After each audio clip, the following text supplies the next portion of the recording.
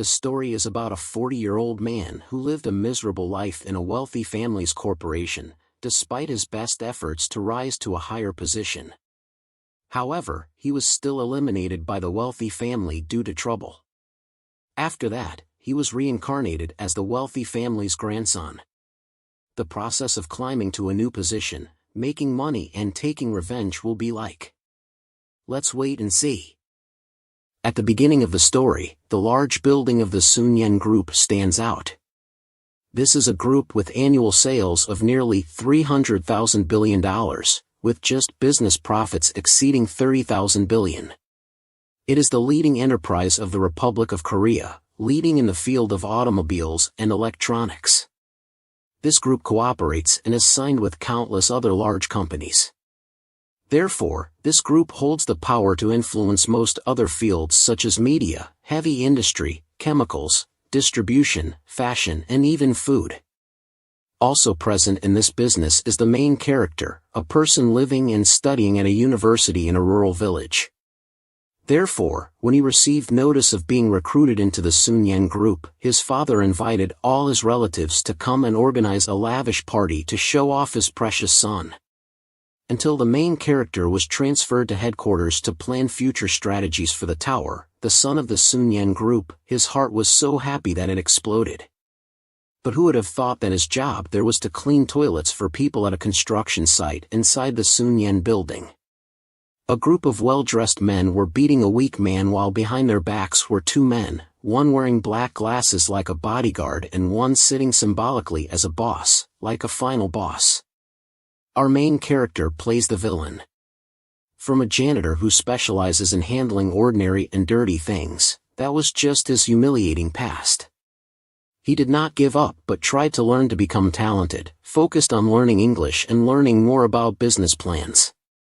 He gritted his teeth as a henchman for the group, and until today his position has turned to a new page in the noble family of Sunyen.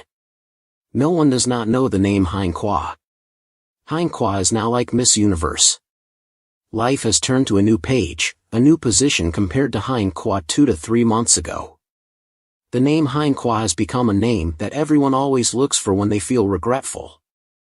After 13 years of working, no one knows the true face of noble families like Heinqua. He has received maximum trust from the Sunyen Group. At Morova Airport right now, Heinqua is at the airport. The Sunyen Group trusts him so much that they immediately transferred $700 million into Heinqua's black account fund without fear that he would take high money and fly away like in movies. Heinqua pulled a suitcase probably containing money, a suitcase of money and a handsome main character walking back and forth in the airport. At the crowded airport with bright sunshine, the main character played dumb by not wearing glasses but naturally looking up at the sky. Just don't know that he squinted because it was too sunny. Remembering his conversation with his boss who said he would give about $700 million and Heinqua would temporarily hide in Morova. After investigating the company by prosecution, his boss will contact Heinqua and by then transfer money back into his account. Heinqua was afraid because it was too much money, so he told his boss, but why did he ask with an unpleasant attitude? Heinqua told his boss, "Is it okay to have that amount of money in an account under my name?" The boss was silent, then sneered sarcastically, "Of course it's okay. Even my wife I don't trust, I only trust you." Heinqua leaned back in his chair and spoke in boss's tone, "Only you can handle that amount of money." Hearing his boss say that made Heinqua very happy because he thought he was being trusted. At the airport, remembering that story also made Heinqua laugh for 7 days and 7 nights. After a while of playing dumb, standing looking at the sun, Heinqua took out his sunglasses with absolute trust from the Sunyen Group's family. Heinqua's life as a main character officially begins now. Heinqua put on his sunglasses to pretend to be the main character. Suddenly, a voice came from behind. "Oh, hello." Head of Heinqua's department turned around and saw 2 familiar names, one tall and one fat, coming from afar. "You must have had a hard time coming here?" The 2 pretended to be friendly and asked. Heinqua was extremely surprised. "Isn't this the secretary's office? Why are these 2 here?" The chairman sent us to assist the head of department, Heinqua's tall name said. Assist how? The fact that I came here is top secret information that Heinqua thought silently but did not dare to say. Suddenly there was a flash. Heinqua panicked and looked over. The fat man had gone behind his back without knowing when. The fat man put a gun to Heinqua's side and said that the chairman had given clear orders. We must assist you, so please be quiet and follow us. Please invite Mr. Chow to pretend to be polite, he said at this time. Heinqua was just scared. Could it be that Huen started to feel scared all over his skin? Could he plan to kill me this way? 13 years is the time Huen has been loyal and worked like a dog at the Sun Yen group. Heinqua looked at the fat man, then looked at the skinny man. Heinqua couldn't believe he was being eliminated by the chairman like this. He pretended to sigh. Hey, can I make a call to the chairman? In pretending to be pitiful, he said to the fat man, but he coldly replied, dream on. The fat man disdainfully said, you have a lousy head of department position but you dare. Heinqua was so angry that he yelled at the fat man, then you guys call him and tell him I've finished my job, and disappeared. I'll hide in South America or East Asia, swear I won't show up until I die. The skinny man sitting in front, who had just spoken up, hey, head of department Heinqua, can you shut up? Don't you think about your parents and your wife? After he finished speaking, it made Heinqua die. Parents? He told you not to go home. Your parents will receive compensation. Afterwards, the fat man told Heinqua, and your wife will be supported by the chairman to move to America for a peaceful life there. Nonsense, Heinqua thought. After dealing with me, surely he would cover up everything for me. Is there any case where an employee's family causes a public scandal and still enjoys those privileges? Heinqua was angry, clenched his fists into fists. He was sure he would not receive a pension, and if sued, confiscated property would not have a penny left in his pocket like what he had done. The wheelchair rolled and kept running until it reached the edge of the forest. Heinqua got out of the car and walked step by step towards the rock wall. This lake that I don't know its name, Heinqua thought again. Is it my grave? Suddenly Heinqua wanted to say one last word with those two names. He turned around and said, wait a minute, I want to say something. But the fat man didn't care. He pulled out his gun and pointed it at Duju, and then there was a flash, and suddenly the story turned into a child with a frightened face, as if he had just dreamed of a nightmare. The child opened his eyes wide in extreme fear again as that dream. Heinqua is this child's past life. Dujuan woke up with this child's body for 3 months, but still always dreamed of his past life. Dujuan, are you okay? Still okay? The caring mother asked Dujuan silently, opened her eyes wide but did not answer. This woman is Dujuan's mother in this life, an actress who became famous with just one movie but heard she disappeared from the screen after receiving a proposal from her father. He is also a passionate fan of his mother, next to Dujuan's brother in this life. He was pressing his phone while cursing that he was sleeping and suddenly making a mess. Is that so? Did you dream of a nightmare? You look not okay? The caring mother asked Dujuan. Dujuan pretended to be calm. No, I just startled a little bit, don't worry too much. Well then, it's lucky, Dujuan, our family sometimes behaves like adults, making me a little worried. Is that so? Dujuan hesitated, and replied. Dujuan understood his mother's worries because he himself was also very panicked about his own situation. On June 26, 1987, 30 years later on this day, it will be the day Dujuan died in his previous life, and 3 days later, Gilgeron's grandson, the founder of the legendary Sun Yen group, will open his eyes to life. The youngest 10-year-old grandson of the group ordered the killing of Dujuan in his previous life at a peaceful lake in Morova. Remembering the gunshot in his previous life still made Dujuan shudder until now. Dujuan still doesn't understand what it means to reincarnate into Dujuan's body because during the time he served as a servant and sold his life for the Sun Yen group. Dujuan had never met these people before because at that time they had been completely eliminated. That means they are absolutely not allowed to approach the Sun Yen group. What Dujuan heard at that time was their noisy marriage to their son.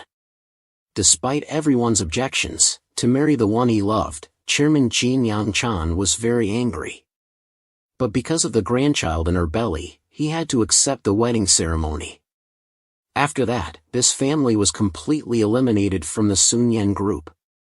However, Dujun admires this couple very much. Because in order to get a little more shares of the group, other brothers are willing to fight each other like dogs. As for this couple, or rather Dujun's mother in this life, she stays away from that battle and takes care of her own life. Dujun secretly felt that this couple was admirable. Dujun now, although still having memories of his past life, has been reincarnated as the son of this couple. The car slowly stopped in front of a building with countless guards standing guard. Dujun had to exclaim, "This place is so huge." Unexpectedly Dujun came here. 3 buildings with a ground area of about 3,636 square meters along with 53-story above-ground parking lots and 2 underground parking lots. A huge tower with a fence circumference of 380 m superscript 2. This is the mansion of Chairman Jin Yang-chan, who founded and operated the Sunyen Group. The guards saw Dujun's family coming and respectfully bowed. Dujun remembered that after Chairman Jin Young passed away in his previous life, his eldest son Jin Youngki would inherit this mansion. This is also where Dujun had to wait in his previous life, his first task after being accepted. He remembered that before his previous life he came here more often than even his parents. Today Dujun's family comes here because it is Chairman Jin Yangan's birthday. Many big-faced guests are laughing and talking to each other. Dujun's family walked in, those flattering guests gathered around whispering and speaking ill of Dujun's family. Dujun silently thought without knowing what was happening. The whole family held hands and walked in. Dujun realized that everyone here showed contempt for his family. Surely they didn't need to pretend to know him secretly. The whole family continued to walk past all the guests and reached the door of the mansion. "We're here," said Dujun's grandmother as she opened the door. At this time in the living room, the whole family was present. They looked at Dujun's family with contempt. His aunt and uncle in this life pretended to ask, "Are you here? This is your aunt and uncle and their whole family over there. They are all ambitious people, just waiting for their father to die quickly to seize the delicious piece of meat that is the Sunyen Group." Dujun silently observes the faces of everyone. At this time his aunt shouted, "Why are you late? I thought you were still in the period of applying powder and lipstick. Do you think you are a movie star? Why dare to come last?" Dujun stood aside and observed, "And who is this woman? This face looks familiar." As for Dujun's grandmother, she hurriedly said, "I'm sorry, I thought I just had to be on time." At this time his aunt finally stopped talking. "Anyway, it's late already." At this time Dujun remembered that when he was 70 years old in his previous life, his aunt still changed her lover like a meal and guided the young to follow. Dujun saw that her character when she was young compared to then was exactly the same. Dujun used to suffer a lot because of her. Suddenly her aunt looked at Dujun and said, "Did you just laugh?" Dujun replied with a sound to pretend to be dumb. "Can you still laugh in this situation?" People in the house start to show an uncomfortable attitude. Everyone stared at Dujun. "Now it's still just a kid. Yes, I didn't laugh," Dujun said. His aunt didn't give up. She shouted, "The brat dares to open his mouth and lie. How dare you!" At this time your brother just spoke up. "Hey, can you stop now? Everyone is gathering together and you still make noise?" His aunt continued to argue, "But that brat." At this time a powerful voice spoke up, "Who dares to raise their voice in my house?" Everyone was scared and turned around. A tall and majestic man was the owner of the voice just now. His uncle and aunt saw him so scared that they bowed their heads and dared not say anything more. Every step down of the man made those sitting in the living room scared, not daring to look up. The man kept walking step by step. Those with uncomfortable faces just looked down at the ground, not daring to stick their faces up. Du Juan's whole family also respectfully bowed their heads because this is Du Juan's grandfather in this life, the leader of the Sun Yen group and also the legend of the group. The person who even his children are afraid of, and of course, the cause of fear is because of his money. Afraid of not inheriting that pile of money, afraid of being robbed by brothers and sisters of their share, afraid of not keeping the name of a wealthy family. These fears intertwined, making them all extremely scared. His grandfather is the most powerful person in this house. Jiangan, chairman of the group, a person who even sold his life like a dog in his previous life, Du Juan had never had contact with him before. "Sir, we're here," Du Juan's parents respectfully bowed their heads and greeted. His grandfather glanced over, making Du Juan's brothers so scared that they had to hide behind their mother. His grandfather just glanced at his grandson without saying anything. Du Juan secretly analyzed that this brother was the reason why his grandfather could not object to the wedding, so he was so scared.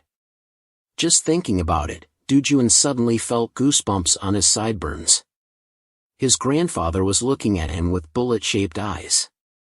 Du Juan was suddenly scared too because his grandfather was walking towards him step by step. It was too scary. Du Juan now wants to cry but can't. Du Juan is thinking about what his grandfather will do to him.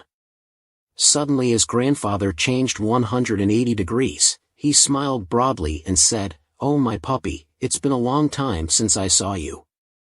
I said I had to come often." At this time Du Juan stood still too suddenly, not used to it. His kind grandfather patted Du Juan's head and asked, "Do I have something for my puppy? Are you curious?" Du Juan is still frozen at this moment, not knowing what's going on. As for his grandfather's children, they are furious. Why does our father favor that brat? Does my uncle not believe his eyes?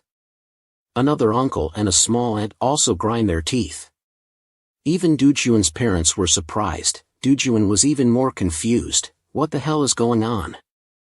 Why is he only smiling at me? Du Juan secretly thought, is there something wrong with him? Next is the huge 3-tiered cake with a 66 candle. His grandfather blew out the candle with a puff. All the flattering people clapped their hands, then who clapped louder? "Congratulations on your birthday, sir," the guests began to flatter. "Happy birthday to my father, wish you good health and live a long life," his son and unpleasant aunt also flattered. Du Juan's father sighed silently without saying anything.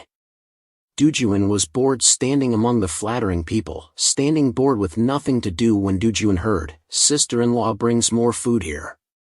Du Juan heard the sound and glanced over, saw his mother carrying something over. It seemed like wine with some glasses. Du Juan's mother was still being bossed around, but still smiled kindly while his unpleasant aunt arrogantly said, "The youngest sister soaked the drinks in ice for cooling." Another aunt also followed suit and said, "Sister-in-law, put away the unused bowls." Du Juan's mother spun like a top, but those women still scolded, "Hey, aren't you quick enough? Don't you see everyone waiting?" After speaking, those hateful women turned to eat and drink and talk to each other.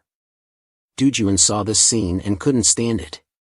These hateful women, look, there are up to 10 employees standing around here, but Du Juan's mother still has to carry like a waiter. Du Juan saw it and was so angry that he couldn't do anything. Just this morning, his mother gently buttoned each button for Du Juan. After buttoning, she smiled gently, touched Du Juan's cheek too, then praised that her son was so handsome. Although still not used to living in this body, but Du Juan felt that thanks to his warm mother, he could adapt quickly. While remembering his warm motherly love, the sound of those unpleasant aunts rang out again. "Sister-in-law, what are you doing? Bring out the food, then hurry up and wash the dishes." Even Du Juan's mother was startled but couldn't do anything. Du Juan was so angry that he clenched his fists but still had to endure. "Someday I will help my mother be treated properly by everyone," Du Juan secretly thought. At this time Du Juan leaned over to look in another direction. Over there is a crowd of people laughing and talking to each other. His grandfather stood in the middle with a glass of red wine in his hand. Everything is due to his grandfather treating his parents coldly. Juan looked at that scene and remembered that earlier his grandfather took him to see the gift. How about it? I prepared this gift exactly as you said. Do you like it? His grandfather asked, but Juan was dumbfounded because he was too surprised and couldn't answer yet. In front of Juan was a wooden horse toy that looked very luxurious. Juan secretly thought, horse? In the past, did this brat ask his grandfather for a horse? But one important thing is that the cruel grandfather is smiling kindly at Juan as if he treats Juan better than expected. Could it be that his conscience suddenly awakened after abandoning my father? Although forced to accept this marriage, is he secretly forgiving my father by treating me well? Juan felt that such a prediction seemed reasonable. Anyway, Juan has already reincarnated into this brat's body, so why not try to see how close he can get to him? Thinking about it, he pretended to ask him, "Oh my God, Grandpa." His grandfather also made a very friendly sound. Juan continued, "I prefer real horses over plastic horses." His grandfather widened his eyes and asked again, "What? Do you prefer real cars over toy cars here? You also like real boats that float on water instead of boats that only play in bathtubs?" Juan finished speaking and his grandfather gave him a look. At this moment, Juan knew he was scared. It seemed like he had gone too far. His grandfather asked again, "Juan, do you understand what real things are?" Juan thought to himself, I must not hesitate but answer spontaneously, like a 5-year-old child would say. He replied, "Yes, they are things that you create. You can create real cars, boats, and TVs, and I like those things." His grandfather listened seriously to Juan's words. He leaned down and looked straight into Juan's eyes as if studying. Looking into his grandfather's eyes, Juan felt that this time he was done. I don't know how my grandfather will understand my intentions. I don't know if I can pass his test. Juan, if you want the real things you mentioned, you have to do a lot of work. Hardship, sometimes even facing scary things to the point of death. But if you like fake things, you don't have to do those things, his grandfather pretended to advise Juan. But Juan thought, didn't he also make me do all the hard work in my previous life and then kill me? Did he think I would be scared by threatening me like that? Or let's do this, his grandfather said, if you want real items, then in 1 year your subjects must score 10 points. If you can do it then next year's birthday, I will give it to you. Juan heard his grandfather ask so itchy. Even though it was just a rural university, in his previous life he also studied at a prestigious school. Don't underestimate the old man, moreover he once worked hard to the point of not daring to sleep, to achieve the desired position in the group. So now his grandfather challenges him to score 10 points in elementary school subjects? Why am I not confident enough? His grandfather asked. Juan smiled secretly at this moment. It's easy. Juan said, yes sir, just need to score 10 points right? Exactly, I'll wait for your results. His grandfather and Juan completed their deal with each other and returned to the party. Juan secretly calculated that he would surely change one by one gradually. While thinking, a man came over and said, follow which uncle? He said, Uncle takes the children to the nursery. Watching this guy do it, Juan worried. Juan's previous life suddenly appeared. It was on that day that this guy said, he said of course, even my wife I don't trust, I only trust you, Heinqua. It was this guy who ordered Juan killed in his previous life. Juan stood still watching the miserable head of department. Calm down, I have to be calm. Now I'm not Heinqua but Juan. I don't need to be provoked. Juan reassured himself like that. Following him to the toy room earlier. Oh, that horse. Juan's cousin cheered up happily. You get out of the way, I'll play first. He pushed everyone away and ran to grab the horse. He happily played as if the horse was his own and laughed. Run, horse, run fast. These naughty kids made Juan feel angry. He clenched his fist tightly like his brother discovered and stopped him. Dujun looked at his brother in confusion.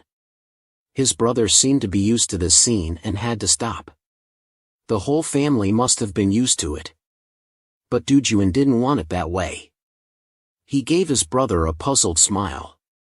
He pushed his brother's hand away and walked proudly to stand in front of the rude cousin. Dujun thought about what he should do. First, he had to teach him a lesson so that he would be less arrogant in the future. Run, horse, run fast. This game is so fun. The cousin was still playing on the horse. Dujun suddenly had an idea. I have to make a strong impression on my grandfather. After thinking, he said to this cousin, "This horse is mine." The cousin asked back, "What did you say?" "This is my stuff, you get off." Dujun replied, but the cousin still sneered. "So what if it's yours?" "If I like it, I'll play as I please." The surrounding cousins also laughed along. He dares to say it's his. Dujun clenched his teeth and took a step forward, using all his strength to kick the horse and break its body. After kicking, his face was still calm as if nothing had happened. The cousin was shocked and screamed. The cousins who had just shouted also changed their faces. Only Dujun was calm, stabbing the horse and falling on the cousin's leg. The cousin screamed in pain, "Ah, my leg hurts so much." Seeing this, the brothers and sisters went to call for adults. Dujun stood still calmly. The cousin lay on the floor crying, "Oh, my leg hurts so much." At this time Dujun came up to him. He said to the cousin, "Never touch my stuff again." "Do you know that, cousin?" Furious, lying on the floor but unable to sit up. Kang Juna, the worried sound of a woman from afar came. The cousin heard his mother's voice and cried even louder. "Mommy, mommy." When her mother saw her son like this, she ran over angrily and asked what happened. A bunch of arrogant ants also followed in. The mother and cousin just hugged each other crying loudly. Dujun saw his mother come and laughed. "Oh, my mother must be very surprised, right?" Dujun even winked at his mother with a victorious look. While winking at his mother from a sound like thunder erupted. Bop one time, Dujun ate a painful slap full of pain. "Are you crazy?" the cousin's mother asked. Just after asking, another slap hit Dujun's face. His face swelled up like a peach. That ant was so angry that she raised her hand, ready to slap again. "Why did you dare touch my son?" At this time Dujun's mother rushed over. She hugged Dujun to prevent the ant from hitting him. Seeing that, the ant shouted, "Don't you hurry up and get out of the way?" But Dujun's mother still didn't move but just said, "I'm sorry." Dujun was stunned and hadn't recovered yet. His mother still hugged Dujun tightly against her body, afraid that he would be beaten by the ant. The ant gritted her teeth and cursed one word. When she was about to hit both mother and son, luckily there was a loud scream, "What are you guys doing?" The whole audience standing watching just now with the ant startled. His grandfather stood out majestically. The ant was startled and stammered. The guests were outside making trouble. Take that brat to the hospital. After everyone dispersed outside. No one is left except his grandfather standing looking at Dujun and his mother.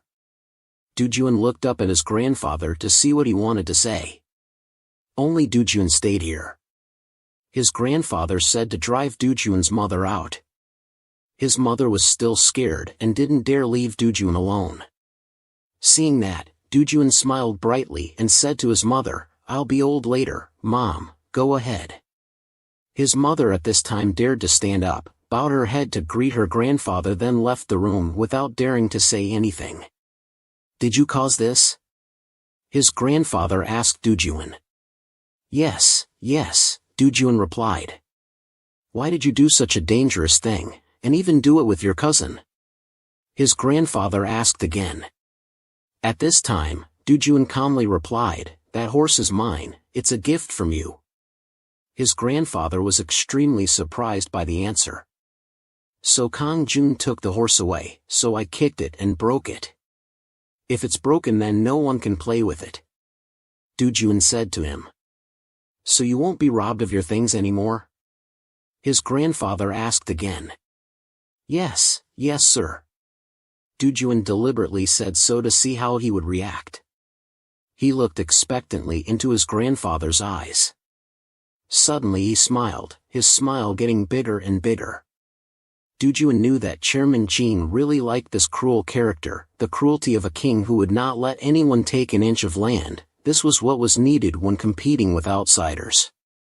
At this time his grandfather spoke up. Even though you didn't intend to harm anyone, you still hurt him, so you have to be punished for your actions. Du-Juan could only bow his head in shame. His grandfather turned around and said, "Follow me."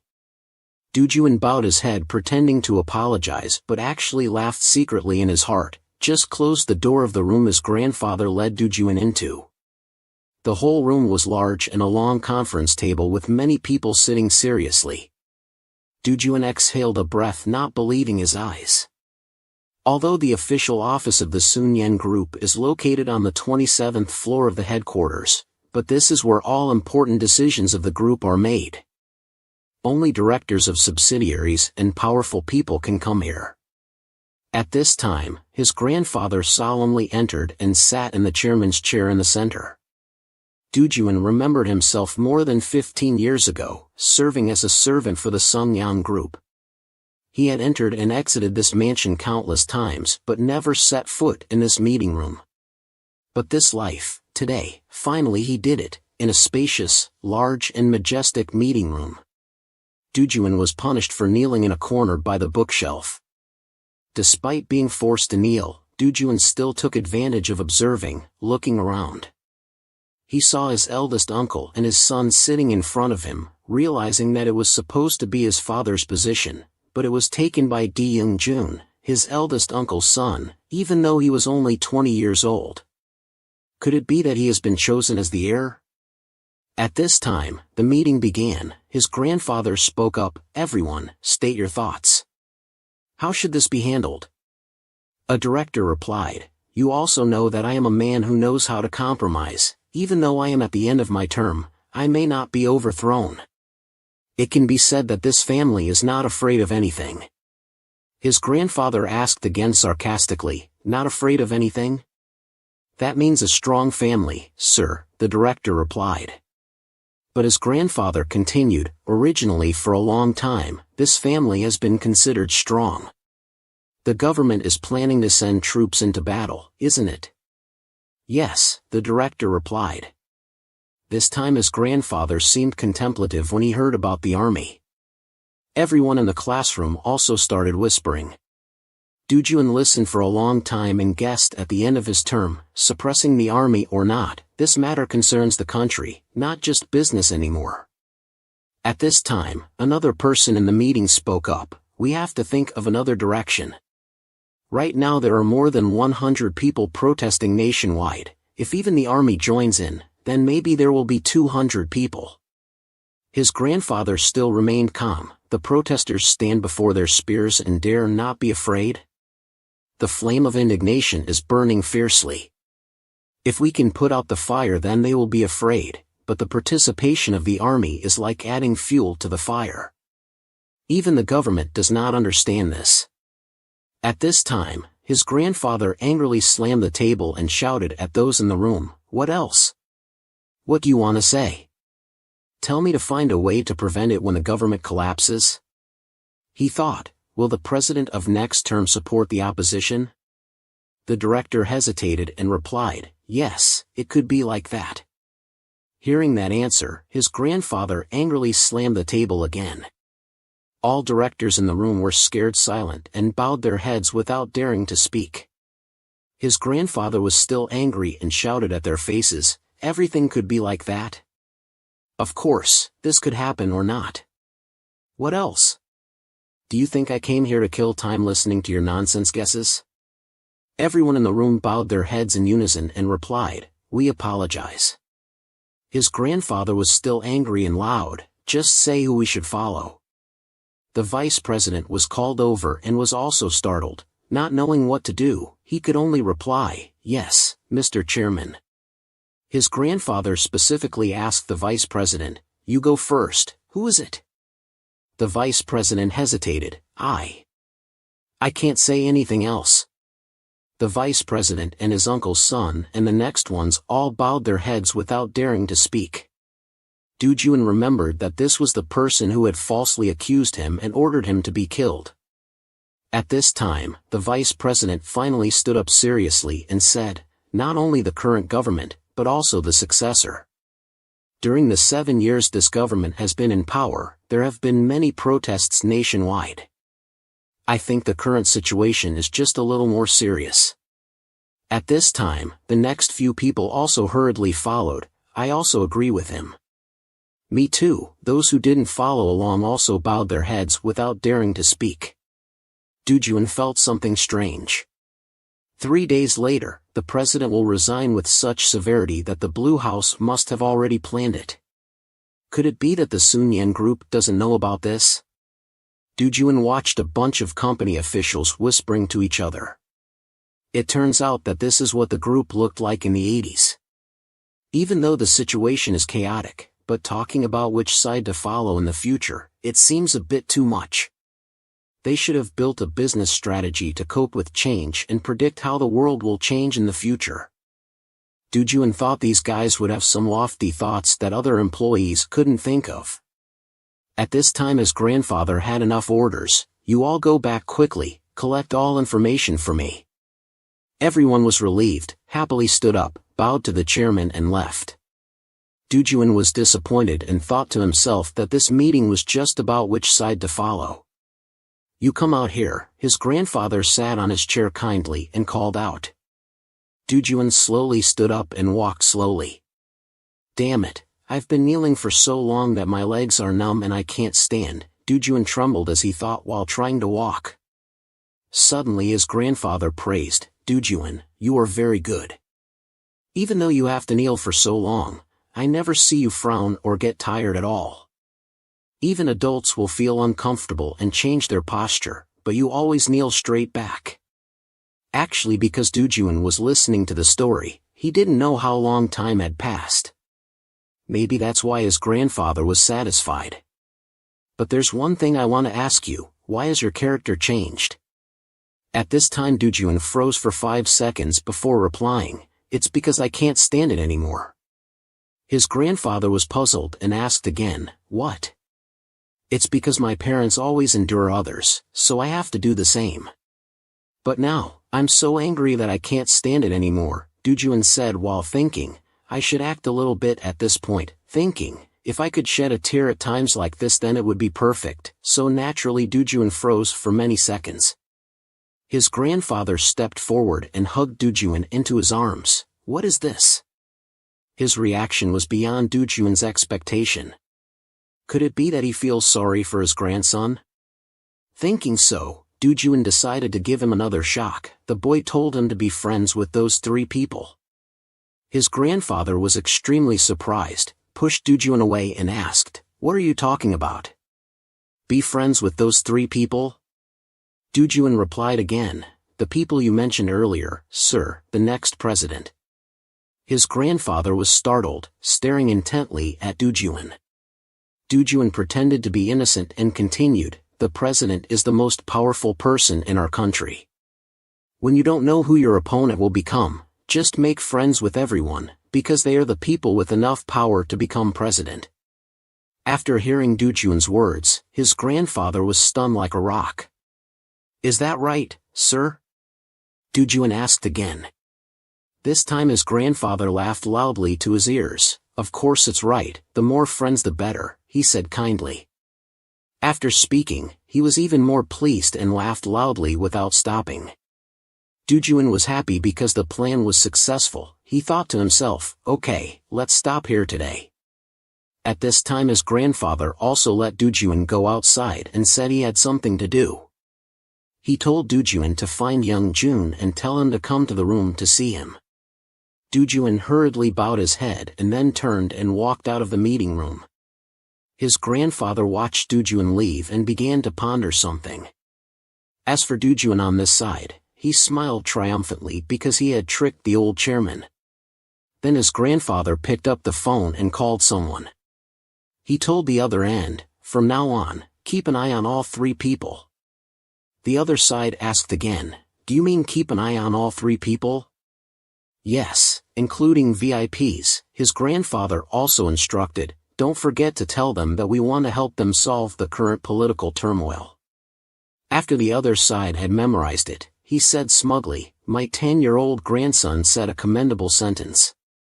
At this time there was a knock on the door. Young-jun entered and asked, "Is it Mr. Chairman who called me?"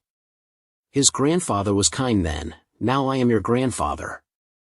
Young-jun breathed a sigh of relief. "Oh, yes sir." His grandfather asked again, "Today you just sat and listened, but surely you have thoughts in your heart already?" Young-jun hesitated and couldn't answer. He continued, "I am asking as your grandfather, not as chairman of the group. You can freely express your opinions." Young trembled and replied, "Yes, currently the number of protests is increasing, but I think if the president has sent police and troops in, then surely the situation will be suppressed." "So do you want to consolidate the current government?" his grandfather asked again. Young-jun hesitated and replied, "With that person being both a friend of the incumbent president and a successor, there is a high chance that he will become the next president." His grandfather smiled and replied, "So I will listen to you and stand on that person's side?" Hearing this, Young-jun couldn't believe his hands. His grandfather asked again, "Is that right?" Young-jun saw him, scared without saying anything.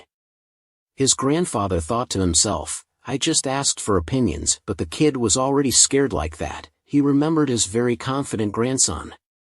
Then he said to Young-jun, "Go outside." Young-jun didn't understand anything, suddenly asked a few questions out of nowhere and now let him go outside. You respectfully bowed to your grandfather before going outside. His grandfather lay tiredly on the chairman's chair. He thought to himself, "Why is it my youngest grandson?" In the car, Do-jun's family went home. Do-jun's mother asked her husband who was driving, "What did father say to you?" Her husband replied, "Father told me to focus on the children's studies." The wife was extremely surprised. At this time her husband looked at Do-jun through the rearview mirror and called his name.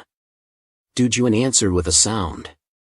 His father continued, "Father didn't mean to scold you for what happened at his house because you were already punished by him for kneeling." Do-jun replied, "I'm sorry." His father still kindly said, "It's okay, knowing your mistake is good. Earlier he told my father that he would send a tutor to teach the two of us." My brother heard it like a bolt of lightning, shouting, "What?" His father still gently said, "If Sang-jun doesn't like it, he doesn't have to study." He turned to Do-jun to ask for his opinion, and Do-jun. At this time Do-jun was thinking to himself, "I don't need a tutor right now, I can teach them backwards. But I can't disobey my grandfather." So he replied to his father, "I will study." But his father said, "It's okay if you don't want to study." Do-jun insisted, "No, I want to study." His father knew then, if he wanted to, his father would report back to him. His father replied, "Already said." His father looked out the car window again. At this time his brother nudged Do-jun. His brother praised Do-jun, "You did well today." Do-jun didn't understand what was coming out of his mouth. His brother continued, "Today you made Kang-jun cry." After speaking, his brother also smiled and looked out the car window. Do-jun looked at his brother and thought to himself, "This kid has a lot of grievances too." On June 29, 1987, the president announced, "Dear comrades and fellow citizens. In the situation where the country is facing threats from hostile intentions and deep divisions between the people."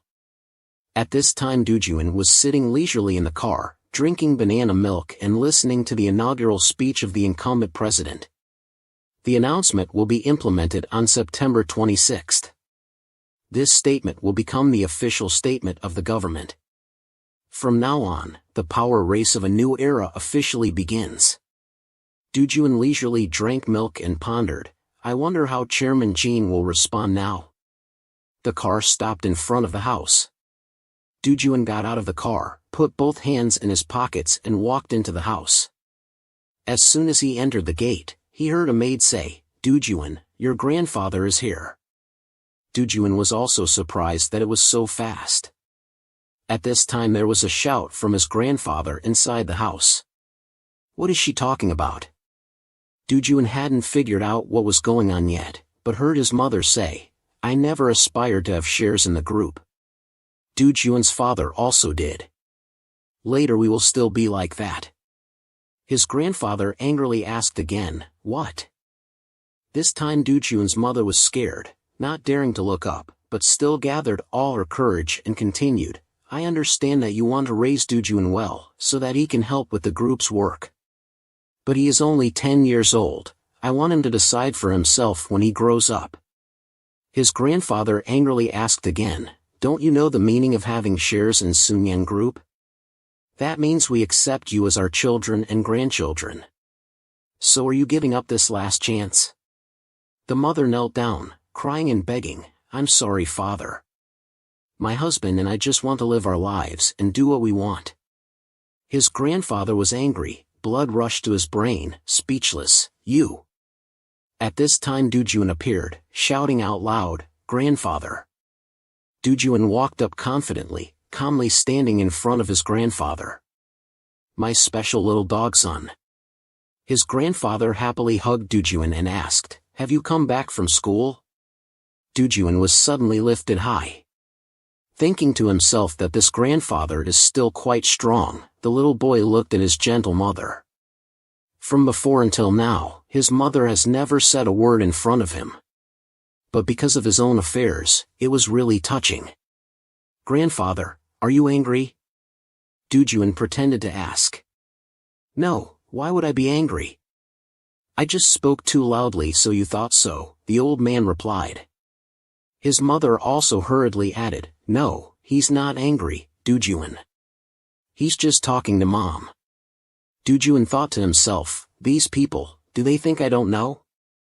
Just thinking again, pretending to say, "Don't argue with each other because of me. Because I won't grow up and do what I want, like what Mom said."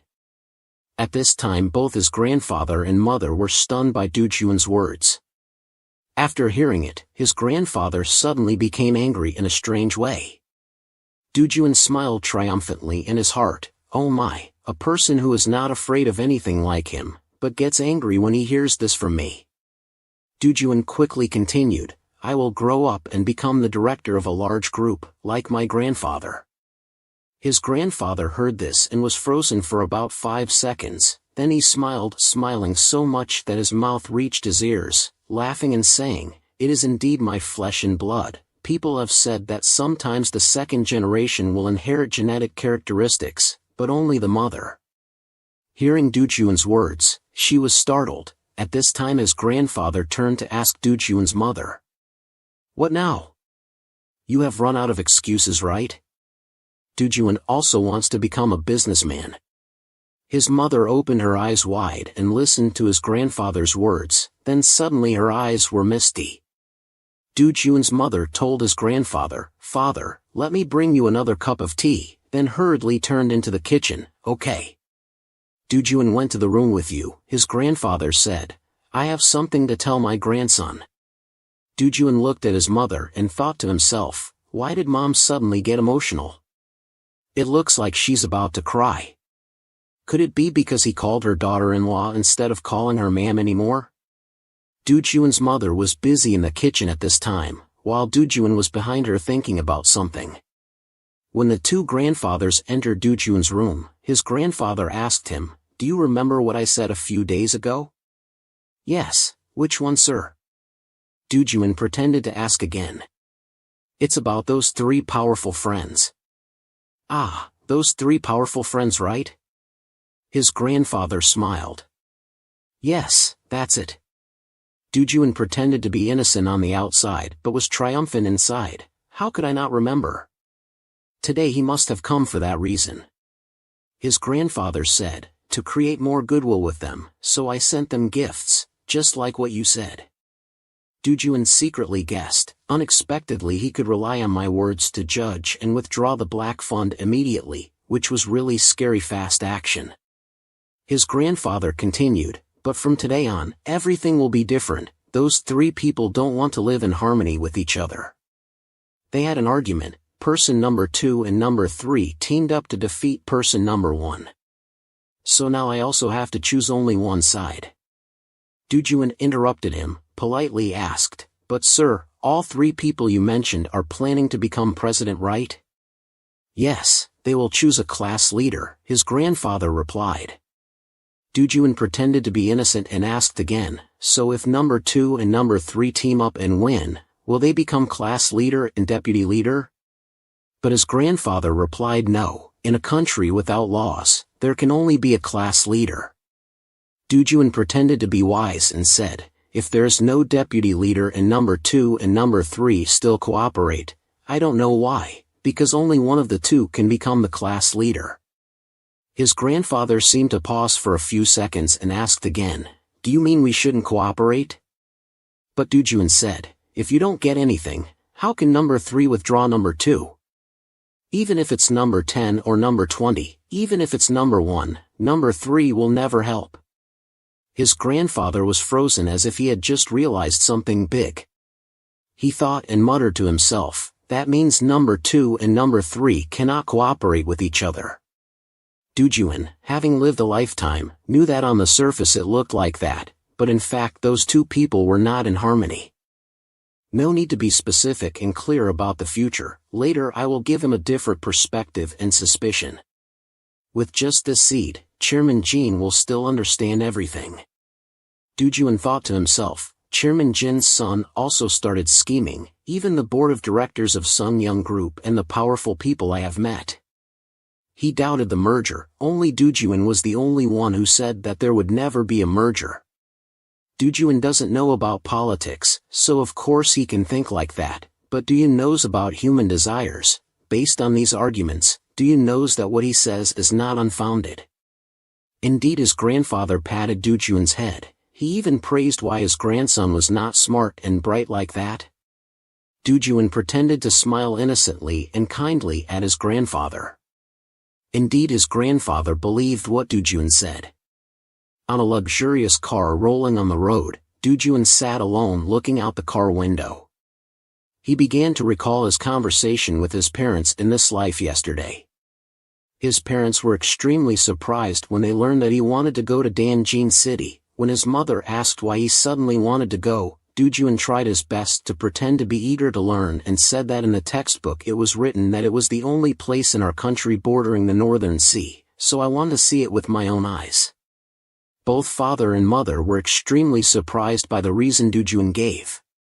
But in fact, Dujuan had no other reason, he just wanted to go to confirm something that at this time his past self was living. Dujuan stood in front of his old house and was moved. Here it is, my house. But then he began to hesitate. What if I meet my parents? What should I say? What if I accidentally call my parents? Dujuan was thinking when he saw his parents behind the glass. Both people seemed to be hanging clothes together happily. Seeing this scene made Dujuan extremely moved. He teared up and unconsciously called out, Dad, Mom. Both his father and mother, both of them were here. Dujuan shivered thinking. At this time suddenly there was a knock on the door in front of his house, and then the door opened. His mother from his previous life came out and asked, My child, what's wrong with you? Dujuan almost couldn't hold back his tears. His mother from his previous life was standing in front of him but didn't recognize him. At this time, his father also came out and asked, What's wrong? His mother told her father, This kid is crying in front of our house. The father, a kind man, asked Dujuan, Is that right? Did you forget your way home? Dujuan replied, No sir, I'm looking for my friend's house. The father asked again in surprise, Which friend? Dujuan hurriedly said, Yes sir, Heinqua. At this time, both husband and wife showed a surprised and confused expression. Heinqua? There is no child named Heinqua here? The the father said to the mother. However, the mother was still very patient and said, "Let me ask Huenzi to see if there's a friend named Heinqua at school." Dujuan was shocked and incredulous. "Huenzi, could it be?" He hurriedly asked, "Who is Huini, sir?" The mother calmly replied, "Huini is our daughter." But Dujuan remembered that in his previous life there was no one named Hyunji in his family, and now both his parents didn't know Heinqua. Could it be that the person named Heinqua no longer exists? Back at Chairman Jin's office, on the table was a newspaper about the latest president of the Republic of Korea. Chairman Jin was sitting and thinking. In front of this newspaper, Dujuan had indeed spoken correctly a few months before the government surrendered. A series of financial groups all praised Tu Kim. But no one doubted the merger, and everyone believed that one of the two would be the next president. Fortunately, he listened to Dujuan's words and gave the largest gift to the ruling party. For Tu Kim, he only sent them a little money. The chairman smiled triumphantly, not expecting Dujuan's opinion to help the group so much. At the house where Dujuan was living with his parents in this life, he placed a newspaper identical to the one his grandfather had just read on the table. Until now, everything was still as Dujuan knew about the future. But he still couldn't rest assured. Because a girl had replaced Ju Hin's position through birth, who should have been born. That means that details in the future can still be changed without Dujuan thinking. Perhaps the future has begun to change since Chairman Jin Yang-chun loved Diyun. Diyun thought that changing the future meant that his powerful weapon would become meaningless. He calculated that from now until he was 20 years old, he had to accumulate a lot of capital to take over the Sun Yen group.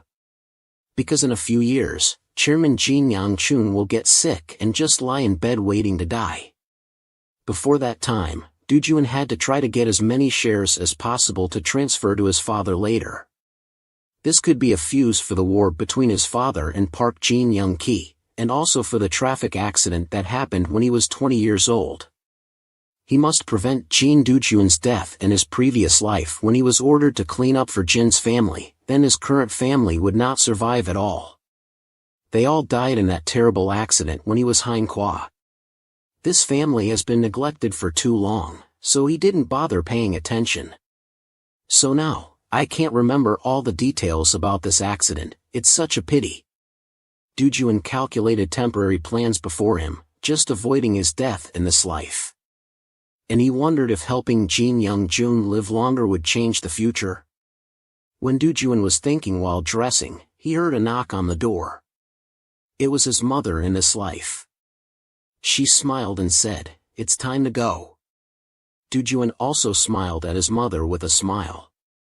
Dujuan thought that no matter how hard he tried, he couldn't solve this mystery. Except for being monitored every day for what actions, the story moved to Sun Yen Group's high-rise building. Still his grandfather's happy face as usual. "Oh, my dog son is here." Dujuan hurriedly ran towards him, then pretended to be happy and shouted, "Grandfather." Inwardly thinking, his mouth, after practicing for so long, I still haven't gotten used to this flattery character. But what can I do? I can't help but flatter my grandfather. At this time, his grandfather hugged Dujuan and said, "Kid, sit down quickly." Dujuan obediently sat down on the chair in front of him. He looked around and saw that at this time there were only him and the old man in the room. Could it be that he wanted to talk to me privately, so he sewed for the supervisor? In the large and luxurious room, only his grandfather and Dujuan sat facing each other on a round table. Dujuan thought to himself, "It's true, because this morning he was anxious to follow the election results, then went crazy with joy when his father succeeded." Duyun looked at his grandfather sitting opposite, smiling gently and kindly at him. He pretended to ask, "Grandfather, what's so happy?" He said at this time as if startled, gasping. He was remembering the phone conversation with the president. On the phone, the president said, "I will never forget Chairman Jin's kindness. Thank you." Remembering that scene, his grandfather smiled triumphantly. But he told Dujuan, Well, I see you are in a happy mood right away, so I will buy you delicious food and toys you like. Dujun pretended to ask his grandfather again, oh, do you know my score already? Dujun saw his grandfather realize that he had forgotten that promise. He played a big game after listening to Dujun's advice. Thanks to that, Sung Young Group will be strong for the next 5 years. Outside his mouth, Dujun still pretended to be innocent and said, yes sir, all my subjects have achieved 10 points in any subject. His grandfather was extremely surprised and asked again, all subjects have 10 points? Dujun replied triumphantly, yes, in the class only I got 10 points in all subjects. This time his grandfather was even more triumphant. He laughed loudly and said, how do you know it's too late now to buy a horse for you? Then Dujun smiled, curled his lips, and went after that ragged horse. Why take advantage of people to place bigger things? Dujun thought. He still told his grandfather, it's okay sir, anyway I can't ride a horse after taking horse riding lessons. In the winter semester, you can buy it sir. But sir, if not for the promise, why did you call me here? At this time, his grandfather laughed and said, because thanks to Dujun, my company can become much stronger, meaning I will make more money. Dujun continued to pretend to be innocent and asked again, so can you buy me something more expensive than a horse, right sir?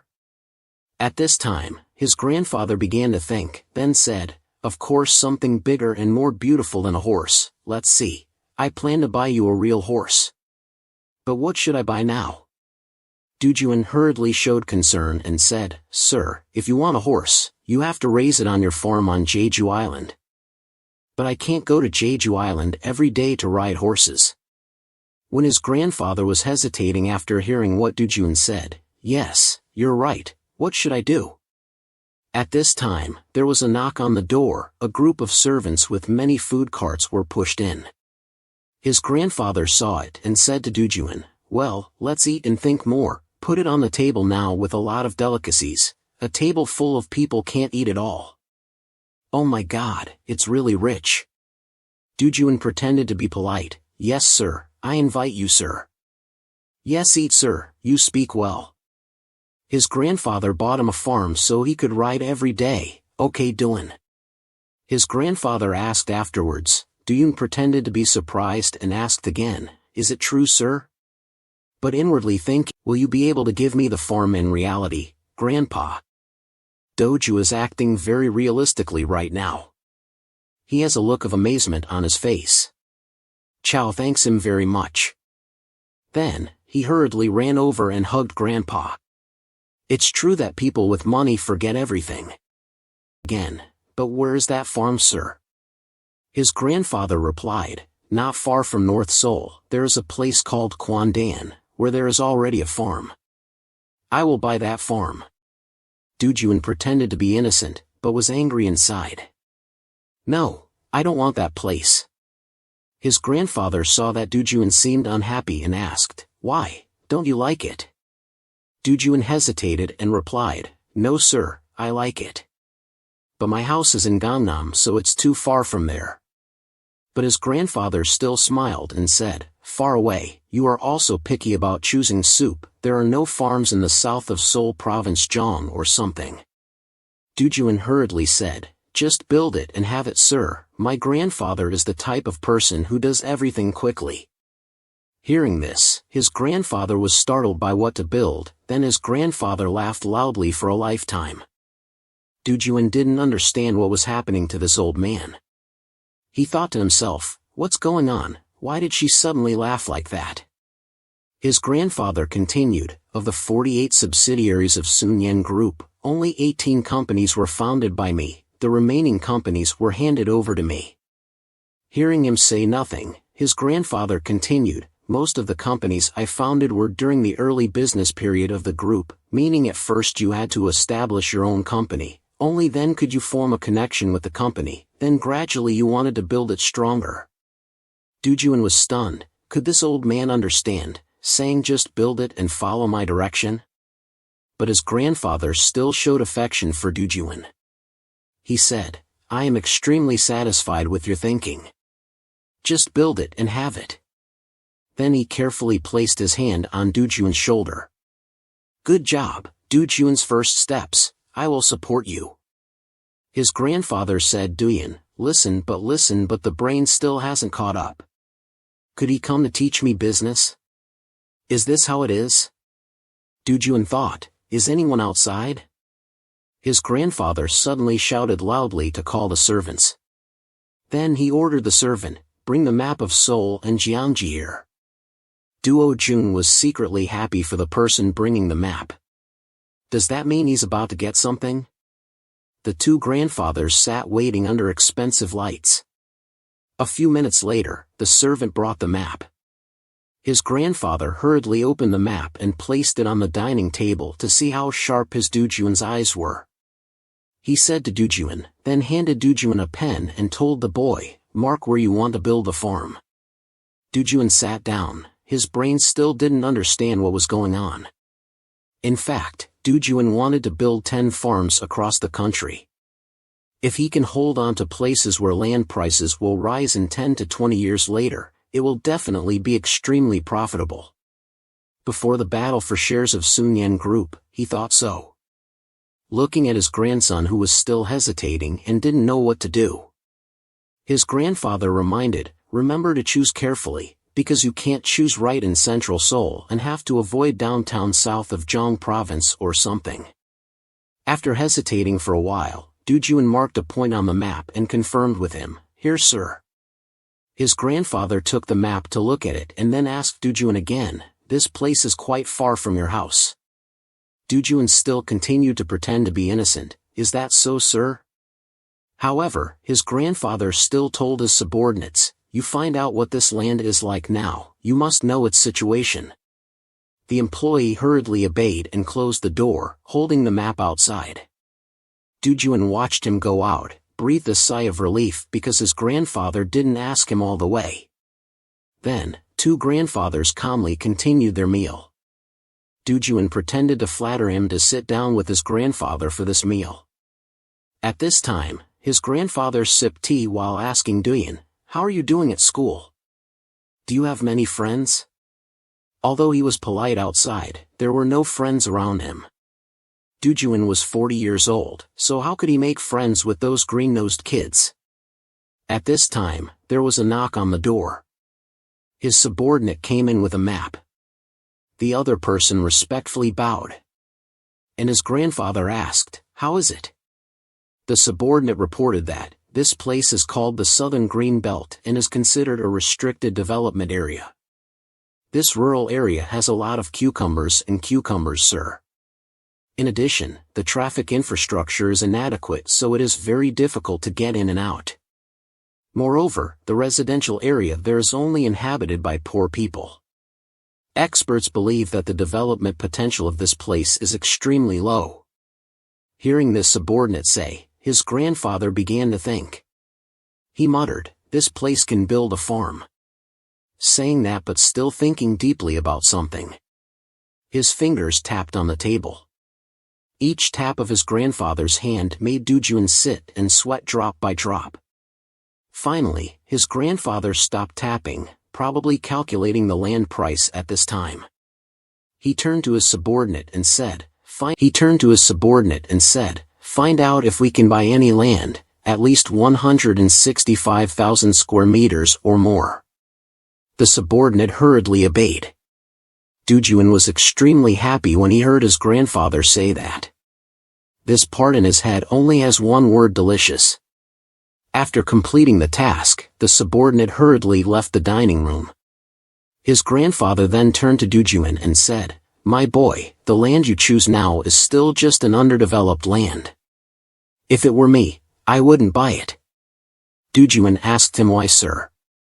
His grandfather replied, because this land would take a very long time to have high value. Who knows if he dies before it goes up in price. So he has no reason to buy it. But you are different, Dujuan asked again, why am I different, sir? His grandfather patiently replied, because 20 to 30 years later, this land may become an extremely valuable place and you still have time to see that change, so consider it as a reserve. Juan nodded quickly. Liao, yes sir, I will remember your teachings. Outside his mouth he said so, but inside Juan had calculated. He thinks I'll keep this land for 20 to 30 years? There's no such thing, because just 2 years later that area will become a new urban area. By then, I will have more than 165,000 square meters of fertile land in my hands in the new urban area. Then Juan thought about it and was happy. He ate while being satisfied with his calculations at Chairman Jin's office. He asked his son, "Did you tell RA to help with the election in Yongzhou?" The chairman sat on an expensive chair in the meeting room, while 2 children had to stand humbly begging. At this time, his daughter said, "Although it's my first election, if my husband wins a high position, it will be very beneficial for my father." However, the chairman didn't care. He scornfully told 2 wives.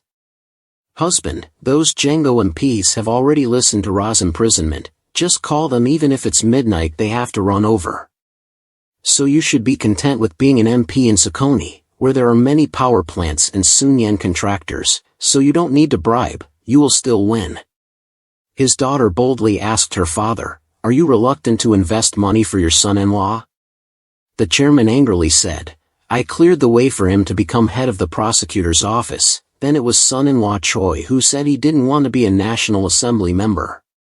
His son-in-law could only bow his head and apologize to Chairman Jin.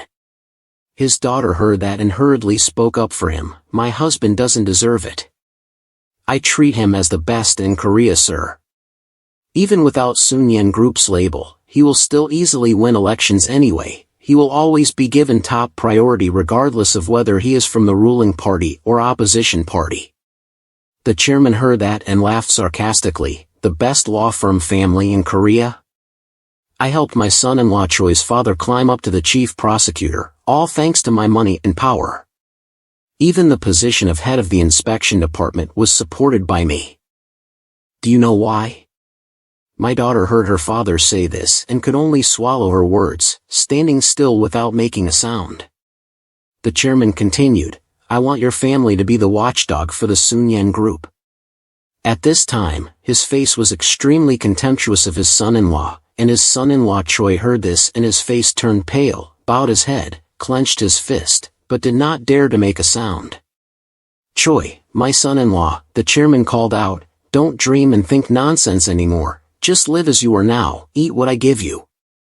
Remember to pass on my words to your family. If you dare to be greedy for no reason, then you may lose everything." Mr. Choi heard his father-in-law say this and could only bow his head. "Yes, I understand." Mr. Choi knew that his father-in-law only needed to make a phone call and all his relatives would be immediately expelled from the prosecutor's office and local justice department. So Mr. Choi could only keep silent and follow. "Seo Jun," the chairman called out to his daughter. Chairman asks his daughter, "Do you not want to be the head of the shopping center as I arranged?" The daughter was asked and her face turned pale, thinking to herself, "Did my father find out? I originally intended to bring my husband into politics to hold power in my hands, and then eliminate my brothers to take over the Sunyan Group." Too scared of her father, Seo Jun quickly bowed her head and apologized. "Please forgive me this time."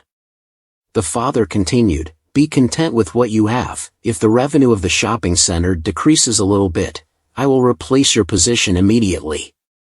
The daughter could only bow her head and obey at this time. On the other side of the conference room, Juan was sitting in a corner on a chair, pretending not to know anything and drinking his milk while watching the couple.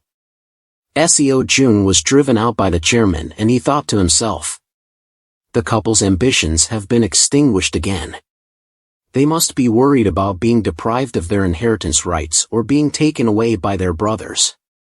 So Juan just thought that way. He would let them handle it slowly.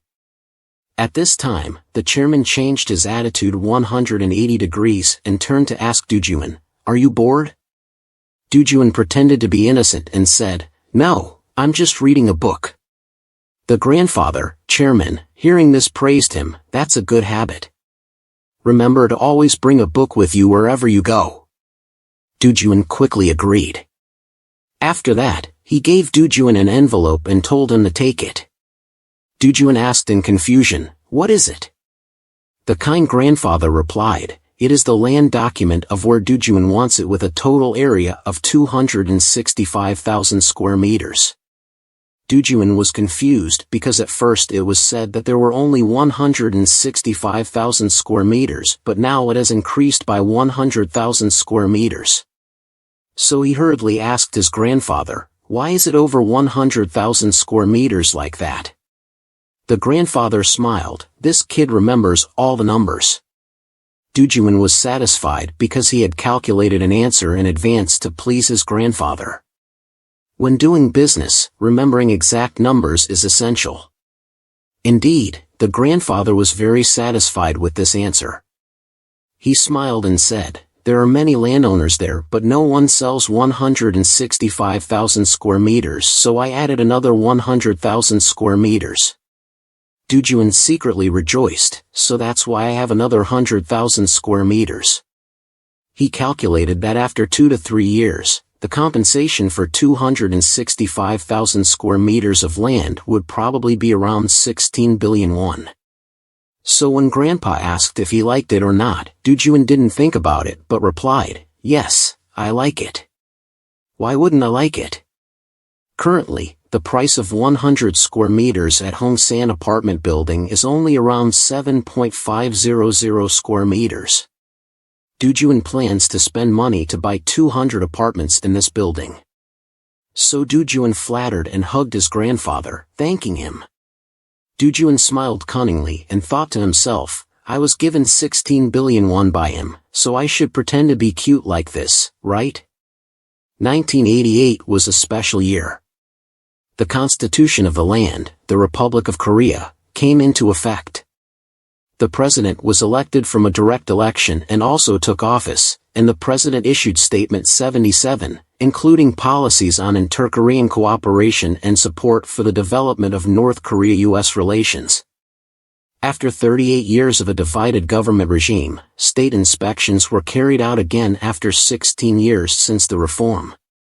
Although the exchange rate reached 600 won and the economy entered a recession, people still flocked to Seoul, causing house prices here to rise.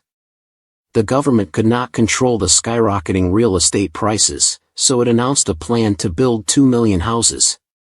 Although the government announced that it would develop large-scale housing in Sanbon, using a stick, although John was young, house prices still could not stabilize. And so 1989 arrived. In addition, new urban areas were also identified as Seoul South City, Bun District and Iran District. At this time, the chairman was reading an announcement about the new urban area. First of all, he laughed happily and was shocked when he read this news. Secretary Lee Hukda saw this and asked what happened to the chairman. The chairman happily asked the secretary, "Do you know that I had Dujuan built?" The secretary replied, "Yes, sir, chairman," pointing to the location of the farm on the map. The secretary was shocked and asked, "Isn't that place chosen as a new urban area, or why is the chairman so happy?" "The land that the kid chose has increased in price 100 times in just 1 year." The secretary was stunned and stood still waiting for the chairman to continue speaking. The chairman continued to ask, "But do you know what's interesting? I once refused to buy land here, but he insisted on choosing this area." After saying that, the chairman laughed loudly with great pleasure. He instructed the secretary that if Dujuan grows up to be a talented person, then he should take care of him, because if he divides the company into 3 to 4 parts and then divides it among his children, then they will take everything. It must be prevented again. The secretary bowed his head and replied, "I will remember your words, sir chairman." The more the chairman looked at the map, the more he laughed happily. That night at Dujuan's house, he held a savings book in his hand and couldn't help laughing. Dujuan happily looked at how much money he had now, which was 14 billion. Dujuan calculated that first he would sell 199,000 square meters and 66,000 square meters first and wait for it to increase in price before calculating it later. After that, It is estimated that he is holding about 20 billion in his hand because before that his grandfather had said that Doo-Juan could use the money he earned as he wanted. Looking at the savings book on the table, Doo-Juan couldn't help but laugh with his mouth open. Doo-Juan happily calculated that land prices would be 100 billion after living in imagination about a wealthy life. When Doo-Juan was in an imaginative state about wealth, there was a knock on the door. Doo-Juan's parents opened the door and said, "Doo-Juan dear, let's talk for a while." Doo-Juan seriously said yes for his parents to enter the room. The parents went in and sat opposite Doo-Juan. The mother seriously asked, "What do you intend to do with that money?" Doo-Juan seriously replied, "Grandfather said I should deposit it in a bank." The parents looked at each other and smiled. Doo-Juan knew they were worried about managing such a large amount of money, but in front of them Doo-Juan just said so even though it wasn't really like that. Doo-Juan's mother asked, "Don't you want to buy anything?" But Doo-Juan still replied, "No, everything I need has been bought by my mother." However, Doo-Juan suddenly asked, "Do you want to use that money to buy something?" This question made his parents so surprised that their eyes widened. Doo-Juan looked at his parents and saw them startled, not understanding why they were so surprised. At this time, the father suddenly stood up and went out without saying anything. Doo-Juan watched his father leave without understanding what had happened. The father left with a sullen face. The mother suddenly sighed, took Doo-Juan's hand in front of her and smiled kindly, saying, "Because your father was too surprised, let's talk about this later, okay?" At this time, Doo-Juan could only nod. After leaving the room, the wife went out to the yard to find her husband. "The kid is innocent, so he only has good intentions. Don't take it too seriously," the wife said. The husband was silent for a while and then said, "I'm not angry, I'm just feeling ashamed." The wife heard it but didn't understand what was going on. The husband continued, "When Doo-Jun said that sentence, my heart beat very fast. The opportunity is here, even though I thought so as a father." The father felt pitiful, but the wife still smiled gently, because that amount of money is too large. The wife said, "With that money, I can go abroad with you and our child to live." "I thought so."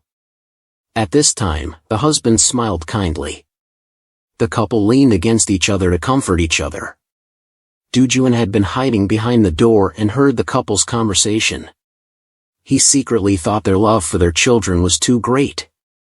"I'm sorry, Dad," Doo-Juan said. The father was sitting on the sofa reading a newspaper when he was suddenly apologized to by Doo-Juan. He didn't have time to understand what was going on and asked, "Why apologize?" Doo-Juan replied, "It's not because you're angry with me, Dad, it's just because you're surprised." The father asked further, "Right then, what do you plan to do in the future?" Doo-Juan replied, "I will do what I want." The father asked again, "What do you want?"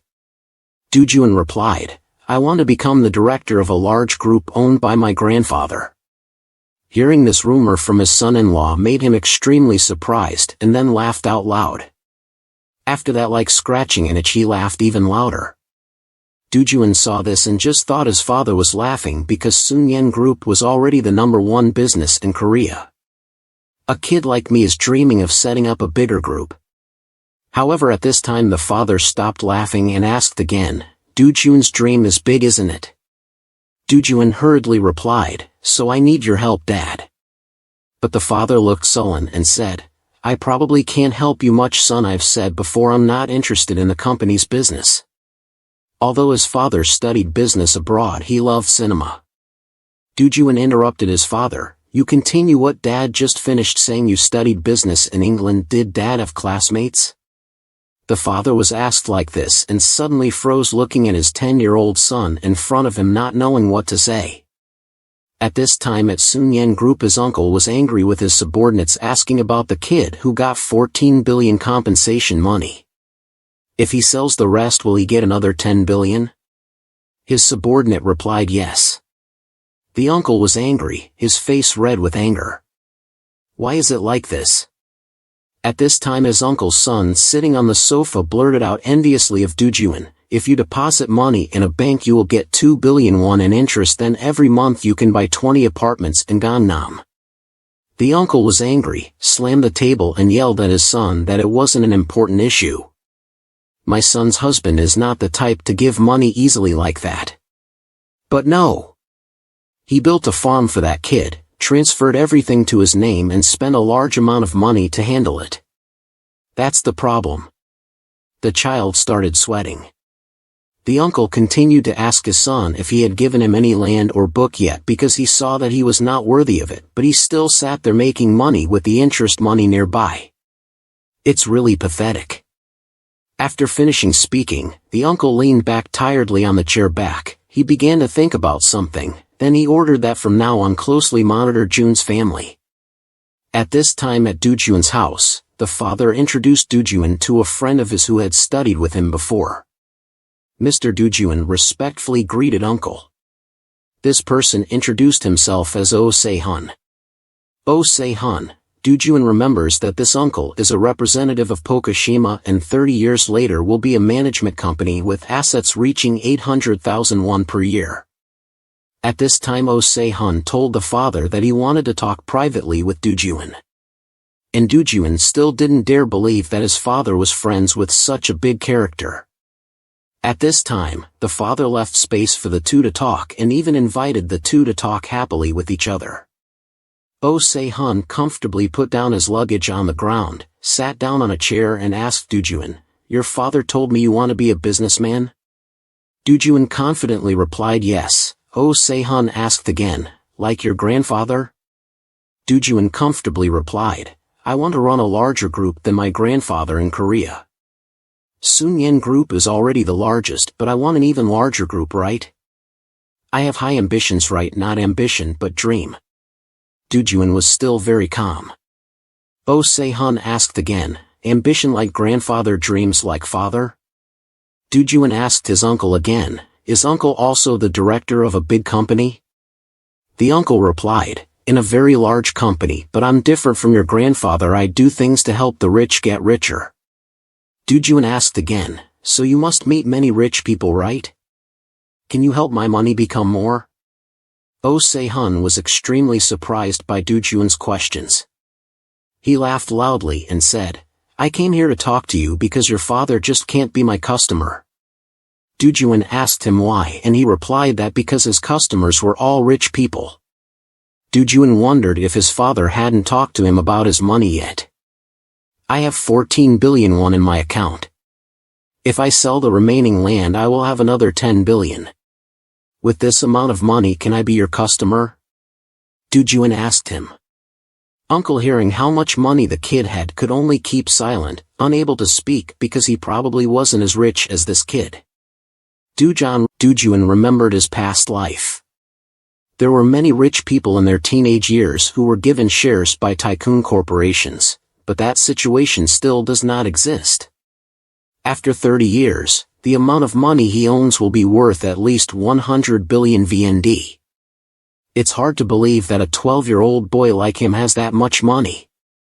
Time is constantly flowing, creating pressure on Uncle Oh Se-hun. He sat there muttering to himself, unable to believe that a kid has 14 billion VND. Dujun reaffirmed, "Yes, I will have more than 10 billion VND this year."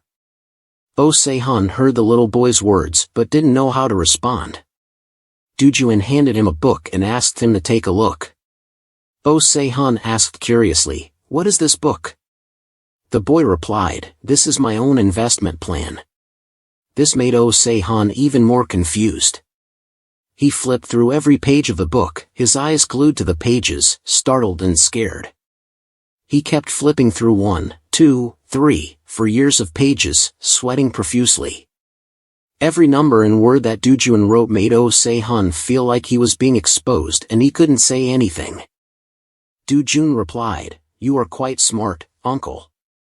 You don't look like your appearance at all." But Seo-hyun still doesn't believe him when he says that it can't be to this extent. "You don't believe the content in this notebook for a 12-year-old child. Book? What if it was written by a third party? Even a business student from a top-ranked university couldn't think of this." Dujun smiled cunningly. A top-ranked university student is not the grandson of the chairman of a conglomerate and doesn't have big dreams like you. For the past 3 years, you have come to your grandfather's house every week and followed him and tried to understand everything he said.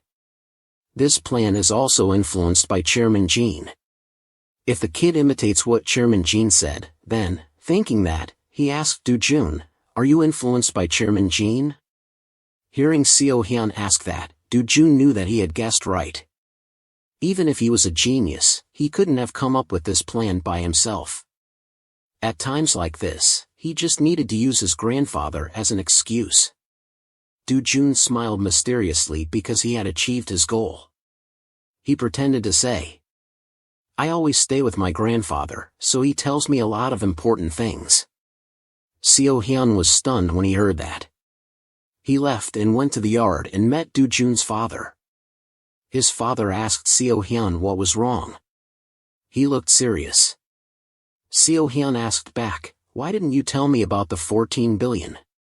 His father only remembered that now. "Oh, that? I was afraid you would be biased about money matters." Then Seo-hyun mentioned Do-jun, making his father worried and asked what was wrong with Do-jun. Seo-hyun said that he was not a normal child. "I think the kid is a genius." His father still laughed and said, "Really? Even though Do-jun is really good at studying." Seo-hyun interrupted him and said, "Not that." The two men looked at each other for a moment and no one said anything. Suddenly Seo-hyun left and said, "I have to go back and think more. I'll be back," he said and left in a hurry to the gate. He left his father standing there wondering what was going on. His father wondered if Do-jun was really a genius. At that time, Do-jun was standing at the window looking down. His father looked up at his son's figure. Do-jun pretended to smile stupidly.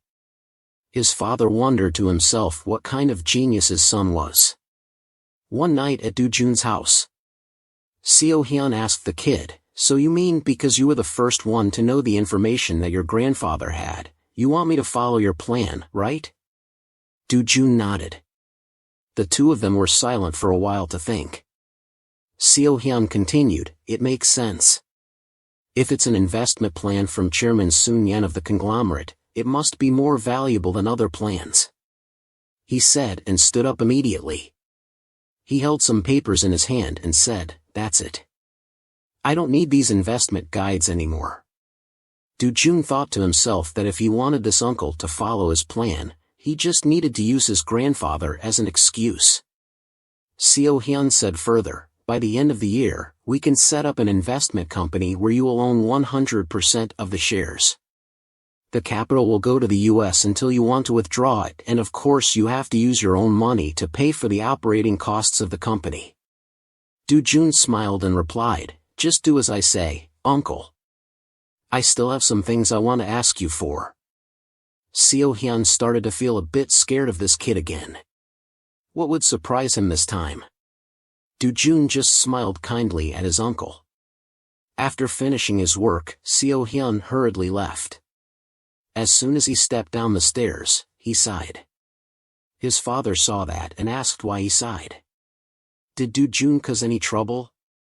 But Seo-hyun put his hand on his father's shoulder and said, "I'm so jealous of you for raising such a smart son." But his father didn't understand and asked why he suddenly said that.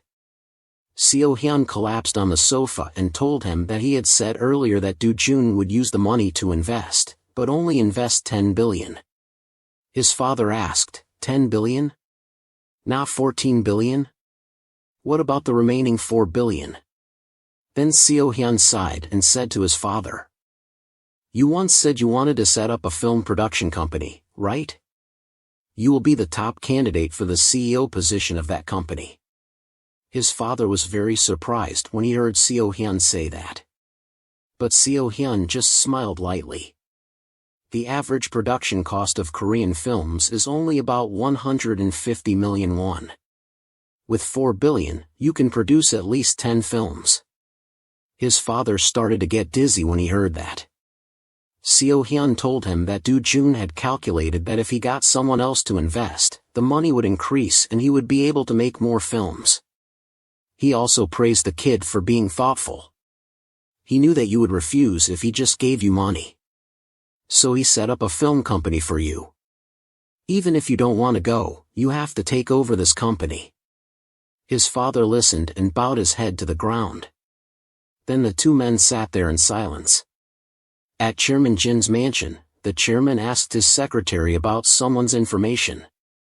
The secretary replied that it was Seo Hyun, the representative of Park 1SE from Korea.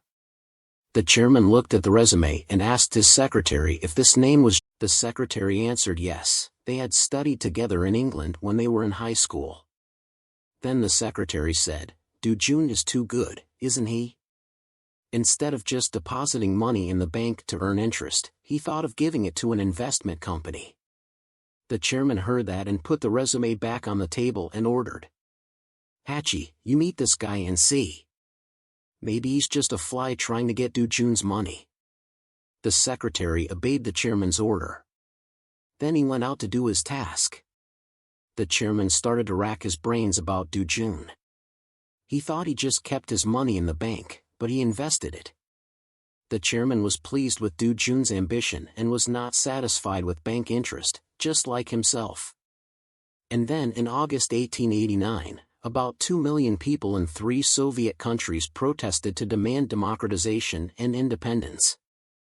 They held hands and formed a chain of more than 600 kilometers across the capitals of the 3 countries, also known as the Baltic Way. In the fall of that year, while the Korean people were enjoying a bountiful mid-autumn festival, the Hungotsi government opened its western border and East Germans began to flee on a large scale. And this was a sign of help from Eastern Europe. While the whole world was focusing on the changing situation in Eastern Europe, Do Jun concentrated on setting up his company in New York, USA. In this company, Do Jun held 98% of the shares while Seo Hyun and his partner held 2%. Finally, on November 3, 1089, Do Jun and Oh Sun flew to America. Do Jun was silent as he stood in America, standing in front of a tall and large skyscraper towering over him. Do Jun told himself that this was his company. But Oh Sun said this building looked a bit shabby. You didn't want to waste money on useless things, so you just looked for cheap space. Hearing that, Do Jun felt a bit confused. He didn't see this place as shabby at all. This place radiated an unusual bright light. And of course, in a city like Manhattan that controls global finance, this building was only mediocre at best and the name of the company was fantasy. Oh Sun said this name was too childish, but Do Jun didn't think so. Do Jun told himself that he would use this company to create miracles. The 2 uncles and nephews had now entered inside the building. After Oh Sun opened the door, Do Jun started looking around. Do Jun entered a large office. He could hardly believe that this was his first company. Do Jun told himself that he would raise a monster to swallow the Sun Yen group. As the 2 cousins were standing, they heard a voice and looked over. They saw some foreigners coming over and wanted to shake hands with Oh Sun because they hadn't seen him for a long time. The group of people met and chatted happily. At this moment, Oh Sun suddenly stopped and everyone looked at Do Jun. Oh Sun told him to greet everyone. Then he introduced Do Jun to everyone as the CEO of our company. Do Jun looked at the crowd in disbelief. Oh Sun introduced them to Do Jun as the people who would work with him and briefly mentioned him. The people in the company greeted Do Jun eagerly. Do Jun also calmly said hello and introduced himself to the whole company in English. The whole company was speechless after hearing that. Oh Sun asked him if he also knew how to speak English and Do Jun replied that yes, he sometimes studied by himself. Oh Sun started sweating profusely. This was not a level of speaking that someone who studied occasionally could achieve. He sounded like a native speaker. But they didn't know that Do Jun in his previous life had to learn foreign languages in order to get a position in the Sun Yen group. He had worked hard day and night to learn foreign languages. At this time, Do-jun spoke to the people in the company and said that it was not nice to talk about work when they just met, but please help him investigate this company. Oh-sun panicked and didn't understand what the kid wanted. The whole company was also in an uproar and didn't know which company the kid wanted to investigate. Seeing this, Oh-sun asked Do-jun which company he wanted to investigate. Oh-sun started to feel a headache coming on. The employees were also stunned and didn't dare to believe that this kid asked them to investigate Martin Computer. But Do-jun still smiled very smugly. The kid said to the crowd that yes, that would be the first place our company invested in. At 10 years old, he made $2,000 from selling stamps. When he was in high school, he made a lot of money from selling newspapers. That was Martin Bell. Oh-sun asked him if he intended to invest a large amount of money just because he heard a story of his exaggeration. Do-jun still calmly replied that although he didn't have a rich grandfather like him, he made money at his age. Isn't such a person worth investing in? Oh-sun was speechless when he heard the kid talk like an old man. The whole company started whispering. Oh-sun ordered them to investigate all the information about Martin Computer and Martin Bell immediately. At this time, everyone dispersed and went back to work. Do-jun was very pleased to see this scene. A few days later, when Do-jun was walking around the street with Oh-sun, he couldn't believe that Martin wanted to meet him at a hamburger shop. At this time, Oh-sun said that the chances of investing in Martin Computer were quite low, but Do-jun casually replied that it was because they were being invested by another side for $30 million. At this point, Oh-sun continued to say that his nephew already knew. If it was last year, he would definitely want to meet us. That's why he said timing is the most important thing in investing. At this point, Do-jun started to calculate the timing of investing and withdrawing capital. He told Oh-sun that we were one step behind. Oh-sun also agreed with this opinion. He said that Bell chose to meet at a fast food restaurant, meaning that this meeting was not important enough for Bell. Moreover, he also had to struggle and get tired to make an appointment with him. Do-jun sighed and was lost before entering the restaurant. Oh-sun called Do-jun to hurry up and go in. The space inside the fast food restaurant seemed crowded and noisy. The two uncles and nephews walked in and looked around. Suddenly they heard someone call out, "Hey, you!" They looked over and saw a skinny kid sitting and waving at them. Do-jun was surprised and looked up. At 27 years old, Bell became the youngest person to enter the top 500 richest people in the world. At 34 years old, according to the law, he was in the top 5 richest people in the US with an official fortune of $21.4 billion. Then Oh-sun and Bell started to greet each other and identify themselves. Bell asked Oh-sun who Do-jun was and his uncle answered that he was a fan of Bell. Bell laughed out loud when he heard he had a fan. The three sat down at the table and started to introduce themselves. Bell told Oh-sun to get to the main point right away. He said he had to go back to the company in 15 minutes. The uncle hurriedly announced that Fantasy Company wanted to invest in Bell's company. Before he could mention the amount of investment and benefits, Bell quickly refused. He said, "We don't need investors anymore, we have enough now." Do-jun listened and understood that Bell had just received an investment of $30 million in capital. The company was guaranteed, so he didn't need any more investment. Oh-sun still tried to negotiate with very good benefits, hoping Bell would reconsider. But Bell ate and said he only needed enough capital to expand his company and he had a perfect plan already. He said he could make money by himself and he wouldn't do stupid things like raising stock prices to make more money. Hearing Bell finish, Oh-sun didn't know what else to say. At this point, Do-jun looked at Oh-sun a little and then came up with an idea right away. Do-jun pretended to be naive and asked Bell if he could call him Mai. And Bell was very happy with that. "Sure, kid." Then Do-jun told Bell that you in the past were me in the present. In the future, I will definitely be like you now. But Bell laughed and said, "Oh boy, you're dreaming big, huh? My childhood was a bit different from normal, you know, I never lost." Do-jun said, "I'm the same and I'm different from you too." At this point, Bell had a different look at this kid.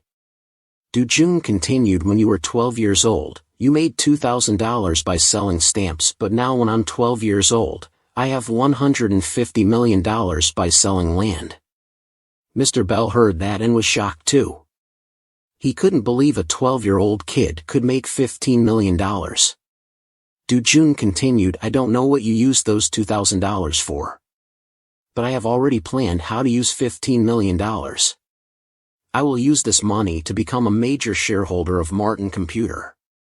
Bell heard the kid finish and was also stunned. He asked Oh-sun if this kid was his son. But Oh-sun said that this kid was my boss. Bell then suddenly burst out laughing. Then he laughed louder and louder. Then he even slapped the table with a bang.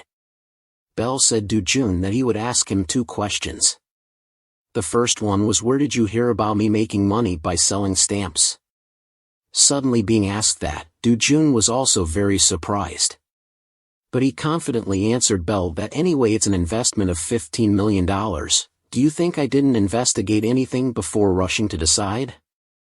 Bell forced a smile. Then he asked again, "You want to be a major shareholder, right? But I already said I don't accept any more investment, so what are you going to do?" "I hold more than half of the voting rights of the board of directors, my opinion is the most important." Do-jun calmly replied, "I think your company will go public in about half a year." At this point, Bell suddenly choked. Do-jun smiled inwardly, thinking he must be surprised and wondering how I knew that. Do-jun continued, "I will use the money to buy all of your company's shares on the market. With $15 million, I think I can become a major shareholder, right? Oh, and one more thing, this year I can prepare another $10 million. Bell listened and felt more and more that his brain was not enough to deal with this kid. Bell heard Do-jun say further, "As a major shareholder and investor, I will become a member of the board of directors and have the right to participate in the business process. This is a basic requirement that must be met." The 2 adults sat in silence as they heard Do-jun say each sentence. "If you agree to let my company invest, I will give you all the voting rights of the shareholders until I sell the shares. And I will give priority to sell the shares back to you. I will sell them to you at the market price at that time." Hearing this, Mr. Oh-sun hastily interrupted Do-jun and apologized to Bell to discuss again. He told Do-jun that this decision could not be made like that. First of all, the buyback price is usually higher than the current value. If you look at it from the perspective of protecting your business rights, you should sell back your shares at a higher price than when you bought them. Bell then smiled happily. He spoke up and said, "It seems true, huh? That kid is your boss, but I was doubtful all this time." Bell asked Do-jun what his name was. Do-jun introduced his English name. "I am Hakwatan." Hakwatan memorized this name in his head. Then he enthusiastically put his hand on the table and said, "Hakwatan, let's discuss more details, shall we?" Do-jun smiled confidently, knowing for sure he had won this game. Mr. Oh-sun still didn't understand what was going on. On the flight back to Korea, Mr. Oh-sun said from now until the investment agreement, he would be a bit busy. The conditions would still be as agreed, but they would surely reject all $15 million. What should we do with the remaining money? Do-jun was very comfortable and replied, "Uncle and staff meet with each other and then report to me where to invest, okay? Then I will decide." Mr. Oh-sun heard that and was a little startled. "You surprised me a lot." Do-jun didn't know what he had said that suddenly surprised him. Oh-sun continued to ponder and said, "Especially the conversation between you and Martin, I thought about it for a long time but still didn't get it. I always considered myself a smart kid to look at things but still couldn't." Do-jun smiled wickedly and pointed to his head. "Actually, I'm someone who lived 30 years later but reincarnated here, uncle, so of course in my head I will have the knowledge and thinking of a 40-year-old person. Mr. Osun heard that and was a little stunned. Then he narrowed his eyes and looked closely at the kid. Osun gritted his teeth and said, "Stop joking around with the old man. I don't like the sci-fi genre." Do-jun quickly laughed and asked, "Don't you find it funny?" Osun still continued to think and said, "That's right, that's why you are like this now. If this is the understanding of a 40-year-old person who regularly does business, then who would dare to doubt it?" Hearing that, Do-jun just smiled to get by. The flight continued to fly towards the Republic of Korea. At the Sunyang building, the secretary was reporting to the chairman about the investigation results in New York. He said they just went sightseeing and shopping, sir. The chairman looked at the document and said Osun also went with them, so it was a business trip, not a sightseeing trip. The secretary hurriedly said he would find out more. Then the secretary wanted to say something but stopped. He hesitated and stuttered. The chairman saw that and asked what was wrong with him. At this point, the secretary dared to report to the chairman that Dong-ki was currently setting up a film production company. It was almost done and maybe from next year he would start making movies. He heard he planned to make 2 movies at the same time. The chairman was furious when he heard that. He gritted his teeth and asked again, "Is it Do-jun's money?" The secretary quickly answered yes, the kid gave him 4 billion. Hearing that, the chairman was even more angry. 4 billion, huh? The angrier he got, the more he clenched his fist. He told the secretary that Do-jun also had to fail once to know the taste. If he wanted to be recognized by others, he shouldn't use money. The secretary didn't understand what he meant by Do-jun. Why? The chairman replied yes, even if he was his father, he still had to feel for himself that he shouldn't waste money if he didn't see the possibility of success. 4 billion is a very cheap tuition fee to help the kid become decisive and escape from the desire to prove himself. The secretary asked again, "But maybe Dong-ki's movie will be successful." The chairman heard that and just sighed. Dong-ki is just another parasite. Has he ever run a business before? Making movies is not easy like that. If so, why are there so many failed movies? The secretary heard the chairman say that and didn't dare to argue back. He just thought secretly, as long as one movie succeeds, we will surely see Do-jun's excellent ability when deciding to invest. At Do-jun's house, Osun was reporting to his young boss. "We will invest $9 million in Martin. I have selected candidates to invest the remaining $6 million, he stated, and then handed Do-jun the papers to review. At this point, Do-jun noticed a very intriguing name. Do-jun exclaimed, "Microsoft, huh?" Osun quickly replied, "It sounds unusual, doesn't it? To be honest, I don't know much about this company either. I've heard that investing in it carries some risks." Do-jun's uncle had mentioned this before, but Do-jun, being from the future, knew about Microsoft and Bill Gates. How could he consider it risky? Do-jun inquired about the reasons behind his uncle's caution.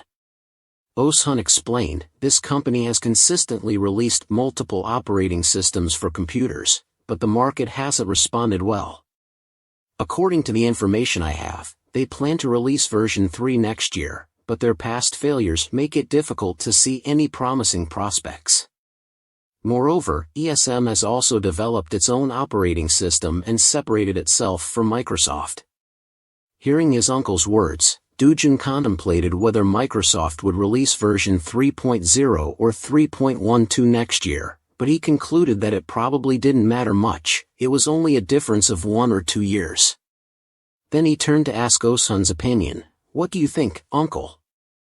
Osun honestly said, "Actually, I'm interested in Microsoft." Hearing his uncle say that, Do-jun knew that his uncle still wanted to invest in the field that he didn't understand well. Do-jun said, "Then just do it, uncle. I think we will be lucky." The uncle smiled and agreed, "Okay then." At this point, Do-jun said again, "Oh uncle, can you sell the land in Bundan for me?" "Huh, why sell it? Just keep it until the land price goes up to the peak and then sell it," the uncle asked. But Du-jun smiled and said, "I can't ignore the company in New York. If I use $15 million to invest in these two companies, I will have to find more money to run the company and invest elsewhere, uncle." Oh-sun remembered the company story when he heard the kid say that. Du-jun continued, "We will only use half of the money from selling the land. The rest will be saved." Oh-sun also understood his way of doing things. Then he got up and left. After seeing Oh-sun off, Du-jun collapsed on the chair. He had to continue thinking. He was just using the scattered knowledge from the future but didn't know anything about anything. He was just an ordinary office worker who had never played the stock market or visited Wall Street. What he had was just future knowledge picked up from some articles. He didn't know when to invest or which company was worth investing in. But 30 years later there was one field that would surely become a legendary, unbeatable field, which was film. Among thousands of movies produced in Hollywood, he knew almost all of the movies with high revenues. The film investment company would never fail.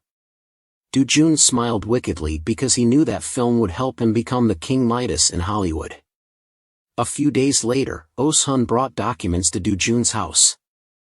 "I don't know why you want to see this, but I got it for you. Here you go, take a look," he said, and put a document on the table about the current situation of film production and investment. Du-jun started to study the document he brought. Oh-sun asked him if he wanted to show his father because films could be imported. "Yes, I'm planning to do that," Du-jun replied. Oh-sun smiled and watched Du-jun concentrate on studying. Du-jun saw a title that was very explosive in the future. He was so annoyed that he cursed because this movie had been confirmed for distribution already. "Too bad. If this movie was distributed by my father's company in the country, it would surely make a big noise for the movie owners and help my father's movie have a chance to go to theaters." Suddenly, he noticed another name. Du-jun quickly turned to Oh-sun and asked, "Uncle, is this movie still in production?" Oh-sun inquired, "Which movie?" Du-jun handed him the document related to the movie. Oh-sun reviewed the document and replied, "This movie is still in pre-production, but it's on a small scale. The director and the lead actor are both newcomers. Oh, and by the way, the lead actor is someone of your age." He advised Du-jun to consider skipping this movie. Du-jun asked, "Why?" Oh-sun explained, Quasir initially budgeted $14 million for this film, but suddenly the costs escalated. The project was transferred to another company and is currently undergoing a budget reassessment. If the project doesn't start on the right foot, it's hard to see how it could succeed. However, Du-jun insisted, saying, "Uncle, I want to invest in this movie. I want to invest as much money as possible."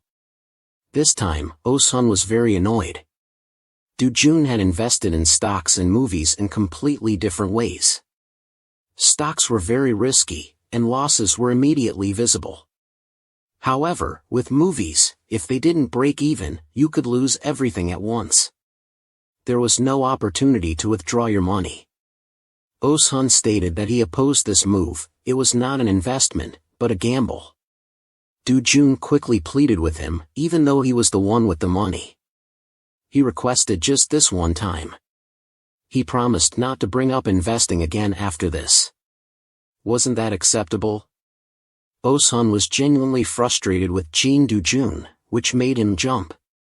He understood why Oh-sun had reacted so strongly this time, but he knew he had to seize this opportunity.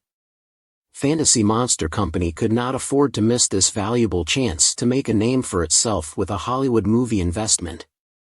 Of course, the profits could increase by tenfold. After thinking it over, Du-jun told Oh-sun that if he lost money, it would be his own loss. He had promised his parents that he would do as he pleased. Oh-sun was shocked by what the young man said. Despite his anger, he couldn't do anything. Du-jun remained firm in his decision. Furthermore, even if he used up all the money to run the company, it wouldn't matter. After all, his grandfather was the wealthiest man in Korea, wasn't he? This time, Oh-sun was truly angry with the young man. He had to control himself and not make a big issue out of it. Eventually, he agreed with Do-jun. Fine, do as you wish. Do-jun reminded him to secure the distribution rights for the movie in Korea. Oh-sun replied that it wasn't a problem since they might be the only company investing in it. Was there anything else? No, that's all, sir, Do-jun answered. As soon as he heard that there was nothing else to discuss, Oh-sun hastily gathered his documents and stood up to leave. He stated that he would handle things quickly and report back. Do-jun's mother emerged from the kitchen and suggested that Oh-sun stay for dinner. However, Oh-sun, who was still upset with the young man, declined, saying, "Do-soo, I don't have the mood to eat with everyone right now. I'll excuse myself first." Do-jun's mother couldn't understand why he was so angry. Do-jun thought to himself that it would be all right. He guessed his uncle would be very angry. His mother asked him, "Are you okay, Do-jun?" "Yes, I'm fine, Mom." "Don't worry too much," Do-jun smiled and replied. He thought that as soon as he saw the year-end ticket sales, his uncle's anger would vanish like melting snow. Do-jun then picked up the movie documents again and looked at them. He grinned wickedly, feeling like a winner. This was because the movie's title was To Be Home Alone, and after the launch of the DOS 3.0 operating system, Microsoft quickly entered the computer market, causing its stock price to soar. Martin Computer, which used to be worth 30 cents, set consecutive records with its stock price continually rising. Thanks to this, Oh-sun's anger subsided, and in its place was a smile as bright as a flower. He even consoled Do-jun, saying that the $8 billion loss, roughly $5.6 billion on average, invested in the movie To Be Home Alone, would recover swiftly within a few years. He waved his arms and legs, telling Do-jun it was all right. But Do-jun, who was 40 years old, was sure that Oh-sun would eventually have to eat his words. Finally, Oh-sun was metaphorically slapped in the face, and it was no different from hitting himself. He told Do-jun, just the profits from that movie alone reached 33 billion, which is 6 times the initial investment. But that was only the profit from the US. If the movie was released worldwide, the amount would be even more. Compared to elementary school students in the world, you are the richest kid. Do-jun answered, "But uncle, I'm in middle school now." That made him speechless. He couldn't believe that in March, Do-jun would officially enter middle school. Oh-sun was stunned, probably afraid that if the kid went to school, no one would make money anymore. At this time, Do-jun's father came in and asked what was going on, so he called him over. His mind was also very confused right now. Oh-sun quickly asked why, because of what he said last time. "The movie you made hasn't been released yet?" The father answered painfully, "Don't say it anymore." Clearly, all the movie schedules were against the Lunar New Year and Christmas last year. There was a very famous movie called To Be Home Alone, so they said they would show that movie. Oh-sun still insisted on asking the father, "So that movie set a limit for the theaters to schedule against it and wait for it to be shown?" The father answered painfully without looking at the two of them, but still said that it was a family comedy, so it was very suitable for showing on Lunar New Year. It even set a record for comedy movies. Oh-sun continued to ask kindly, "So your movie wasn't shown because of that?" The father sighed and said that To Be Home Alone had to be in theaters before his movie had a chance. The father confided that he heard that this movie had a distributor in Korea, but he didn't know where. The central region is very chaotic right now. Hearing that, Oh-sun still sat and laughed at his old friend's misery. The father went crazy and had to find a way to meet the person who distributed the movie in order to adjust the release date and choose the movie. As soon as he finished speaking, Oh-sun put his hand on the father's shoulder and intended to say something, thinking it was comforting. But Oh-sun's grandfather said to the father that you should bow to me once, making the father go mad. Oh-sun calmly sat and drank water and continued saying, because I know who distributed that movie, making the father anxious to know who it was. Do-jun calmly sat and watched the two old men talk and only spoke up now. Dad, don't worry about that movie this Lunar New Year. Just show your movie. The father heard it and didn't understand what it meant. He didn't know why his son said that. Oh-sun looked at him and said that you should listen and follow Do-jun's words from now on so you won't fail. At this time, the father gradually guessed something. Then Oh-sun gave him a document. The father took the paper and was stunned too. The paper clearly stated that Home to Be Alone belonged to Do-won Film Contractor, which also meant his family's film company. The father was speechless when he heard Oh-sun say that as long as he signed his name, Home to Be Alone would be his. Do-jun gave some advice. Why don't you announce that any theater that shows your movie will get a screening of To Be Home Alone? Because Lunar New Year is the peak time. After saying that, Do-jun and Oh-sun both looked at each other with satisfaction. The father was like he had just been given a gold mine by his son, so he was stunned and didn't know what to say. Then he came to his senses and took the document and ran away while saying, "Wait for me to handle this and then we'll discuss it in more detail, Do-jun." After saying that, the father flew out as fast as the wind, leaving the two uncles and nephews sitting dumbfounded. Oh-sun laughed a lot. This guy was so impatient that he forgot to ask why we had that contract. And Do-jun, because he had memories from the future, wanted to play big and said to his uncle, "Uncle, make a list of the movies that will start shooting this year for me. This time I will invest $200 million. Oh-sun stopped him and said that playing big once was enough. But Do-jun calmly asked, "Uncle, what is the interest rate for investing in the fantasy employees in New York?" Oh-sun hesitated and answered 2%.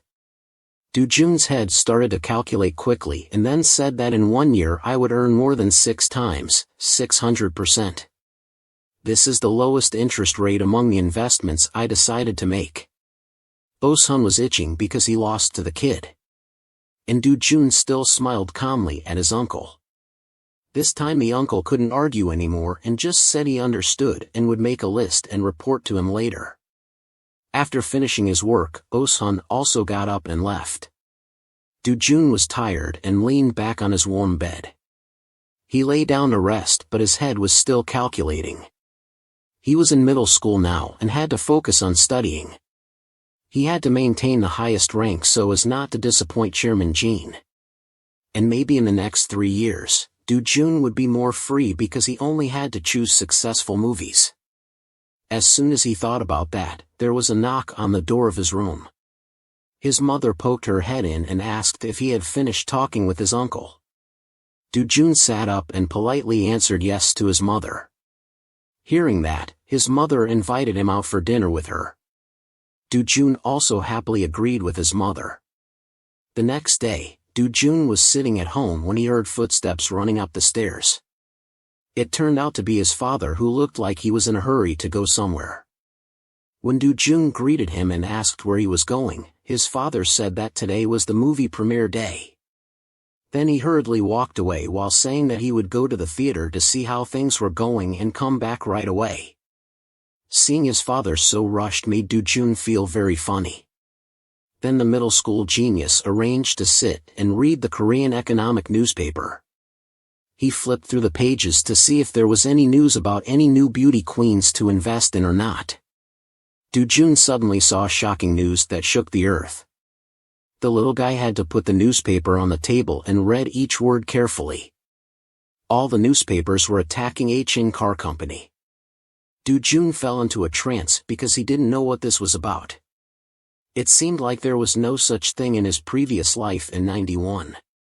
According to what Do-jun knew, H-in Car Company suffered heavily from the foreign exchange crisis in 97 and then in 98 Jia Huang Group bought H-in Car Company. Do-jun started to get nervous. Did he change the future because of himself? Or was this just a move by a business as part of the government's corporate restructuring process? Du-jun was scared and quickly looked for his mother, who was probably crying because she was afraid of running out of money. The caring mother asked him what was going on, thinking that he needed her this time. But no, this time Du-jun asked when he could go to his grandfather's house. The mother answered that he could go tomorrow. But Du-jun was in a hurry and couldn't wait. He wanted to go right away today. The mother agreed and told him to eat breakfast first and then go. But she was still angry and told him not to make the chairman's grandfather angry. If he got angry, there would be no money left in the house. Du-jun then remembered and asked his mother if she wasn't going to the movie theater. Today was the premiere of the movie.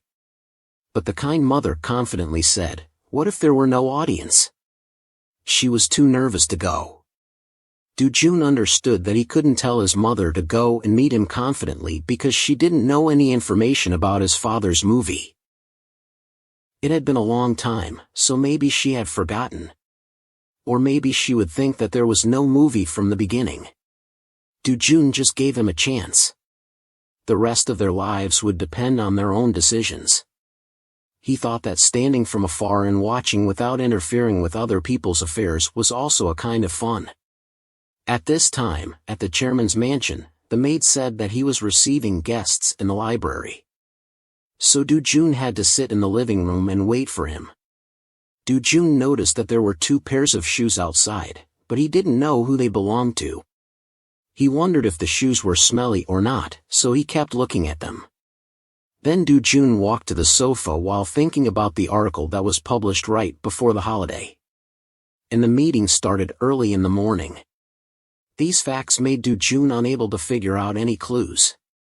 Du-jun was boiling inside, sitting in the living room and wondering what the old men and the chairman were talking about in there. At this time, in the library, the chairman asked his son if he was confident enough to take over Ajin Motor Company.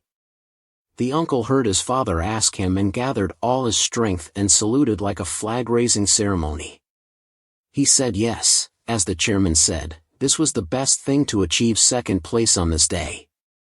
He would buy Ajin and try to get first place. The chairman gave him the task of this matter from now on. He told him to discuss with the department heads and buy Ajin within this year. If successful, he would give him all the shares of the automobile industry. The uncle and the secretary were shocked by the chairman's words. But a second later, the uncle smiled confidently, thinking of the money he would make. The secretary looked at this scene and also started to calculate in his head. The secretary thought to himself that giving him all the shares of the automobile industry was almost like giving him the whole Sunyen Group. Did the chairman already make a decision? At this time, the chairman interrupted their thoughts and asked his son why he didn't want it or wasn't confident enough. The uncle quickly answered no, he thanked his father. The chairman looked at his son, who seemed depressed, and then continued to speak. He told him to go back and remember not to make any mistakes. He didn't need to come early tomorrow either, just came to work on New Year's Day. The current time was gold and silver. The uncle nodded to his father and then hurriedly left. He probably thought he was very lucky, but the secretary and the chairman still watched him leave until he reached the door. The secretary said to the chairman that he got a lot of lucky money this year. The chairman asked him what he meant. The secretary replied that he wasn't going to announce his plan for the successor. But the cunning chairman said that he didn't say he would give him Sunyen Group, he only promised him shares of the automobile industry. The secretary was very surprised that this chairman was old, but his head was full of sand. The chairman still had a calm and composed attitude and continued to preach that if he had more than half of the car parts, he would still be able to protect the business rights of the group. This was what he wanted to say. And of course, the car part was still a big bonus. The secretary only sighed and said, "You will disappoint the vice chairman like this." But the old chairman smiled smugly and said, "He will surely be greedy and try everything, because he will think like you." The secretary was speechless with the old chairman's quick-witted brain. After the old men finished talking, Du-jun also waited until the afternoon. Then he beckoned Du-jun to. Du-jun walked into the library and asked his grandfather, who was still working despite it being Tet, how he was doing. The chairman saw that his grandson had good intentions, so he answered him despite being busy. Du-jun noticed the bookshelves in his grandfather's library as he walked in. Then he noticed a newspaper on the table that looked like the one he read earlier in the morning. Du-jun knew right away that today's meeting was about HN. Du-jun pretended to be casual and said that his grandfather looked very happy earlier and was laughing while walking, but his grandfather only said that it was probably because it was Tet today and didn't say anything else. Then he quickly folded the documents and put them on the table, afraid that the little guy would peek. Du-jun's 40-year-old head couldn't believe it, so he asked his grandfather again if he had a question. The chairman still wanted to know what his grandson's question was. At this point, Du-jun saw that there were documents about the automotive industry on his grandfather's table. Du-jun just stared at it and forgot to talk to his grandfather. He speculated that maybe his grandfather was behind this whole thing. The chairman waited for a long time and didn't see his grandson say anything, so he had to ask Du-jun why he wasn't saying anything. Du-jun quickly said that he found it strange because every newspaper today had many articles, and asked if the chairman was talking about a chi motor.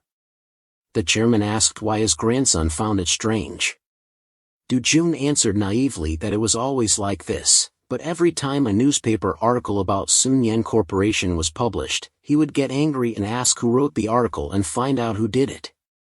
The chairman was pleased that his grandson remembered that detail, and Du-jun quickly said yes to be loved by him. Then the chairman said that newspapers are places where words are sold to make money, but Du-jun didn't understand what selling words meant in relation to journalism. The chairman continued to teach his grandson about business, saying that those articles seemed to have nothing to do with money, such as an article about Seoul's traffic congestion would be under the guise of a beauty pageant. Come closer to him. He stroked Du-jun's head to praise him for his intelligence. Du-jun's mind started to go crazy after knowing everything. Damn it, it was him who did it. He couldn't believe that he was the first one to come to his company. But there was one thing that Du-jun remembered from his previous life. Dainomoto was the group that got Achimoto, not him. Du-jun started to get more nervous. Maybe because he failed, Dainomoto got that opportunity. The next day, it was still at the chairman's mansion. The sound of the kitchen was noisy and bustling all over the house. In the kitchen, the chefs were performing the dark meat stew. The female servers were quick to serve the dishes. They arranged a table full of delicacies, but they didn't see the dark meat stew. Maybe they quit their jobs and left that dish for later to eat secretly. The whole family of the chairman gathered on the rich dining table that was 8 meters long. The chairman quietly enjoyed his delicious meal. The 2 daughters and their husbands also ate silently. Then it was the number 10 couple, Mrs. 0 and Mr. 1. Then the husband stroked his young hair, making his wife next to him angry and wondering why she married this husband. The family of the youngest daughter, who was a prosecutor, also behaved solemnly and didn't dare to make a sound. Du-jun's parents were poor and seemed scared. Du-jun was the favorite grandson and had a lot of money, so he was very confident and ate without fear of anyone. Suddenly, his uncle remembered his brotherhood with Du-jun's father and pretended to care and ask about the performance of his father's movie premiere yesterday. Du-jun's father hesitated and couldn't answer.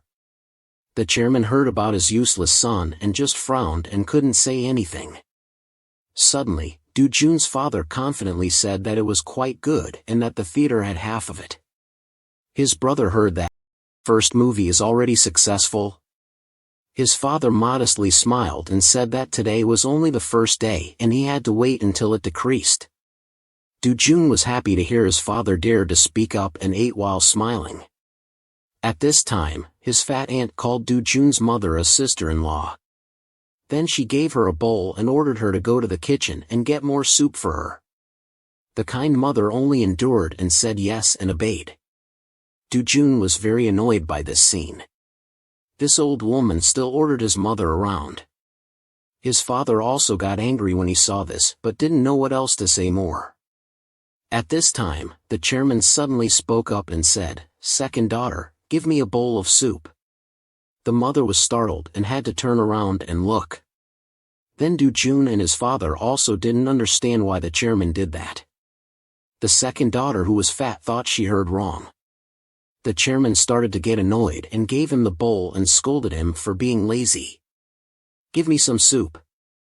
The second daughter heard that and jumped up and quickly took the chairman's bowl without daring to delay for a second for fear of being scolded.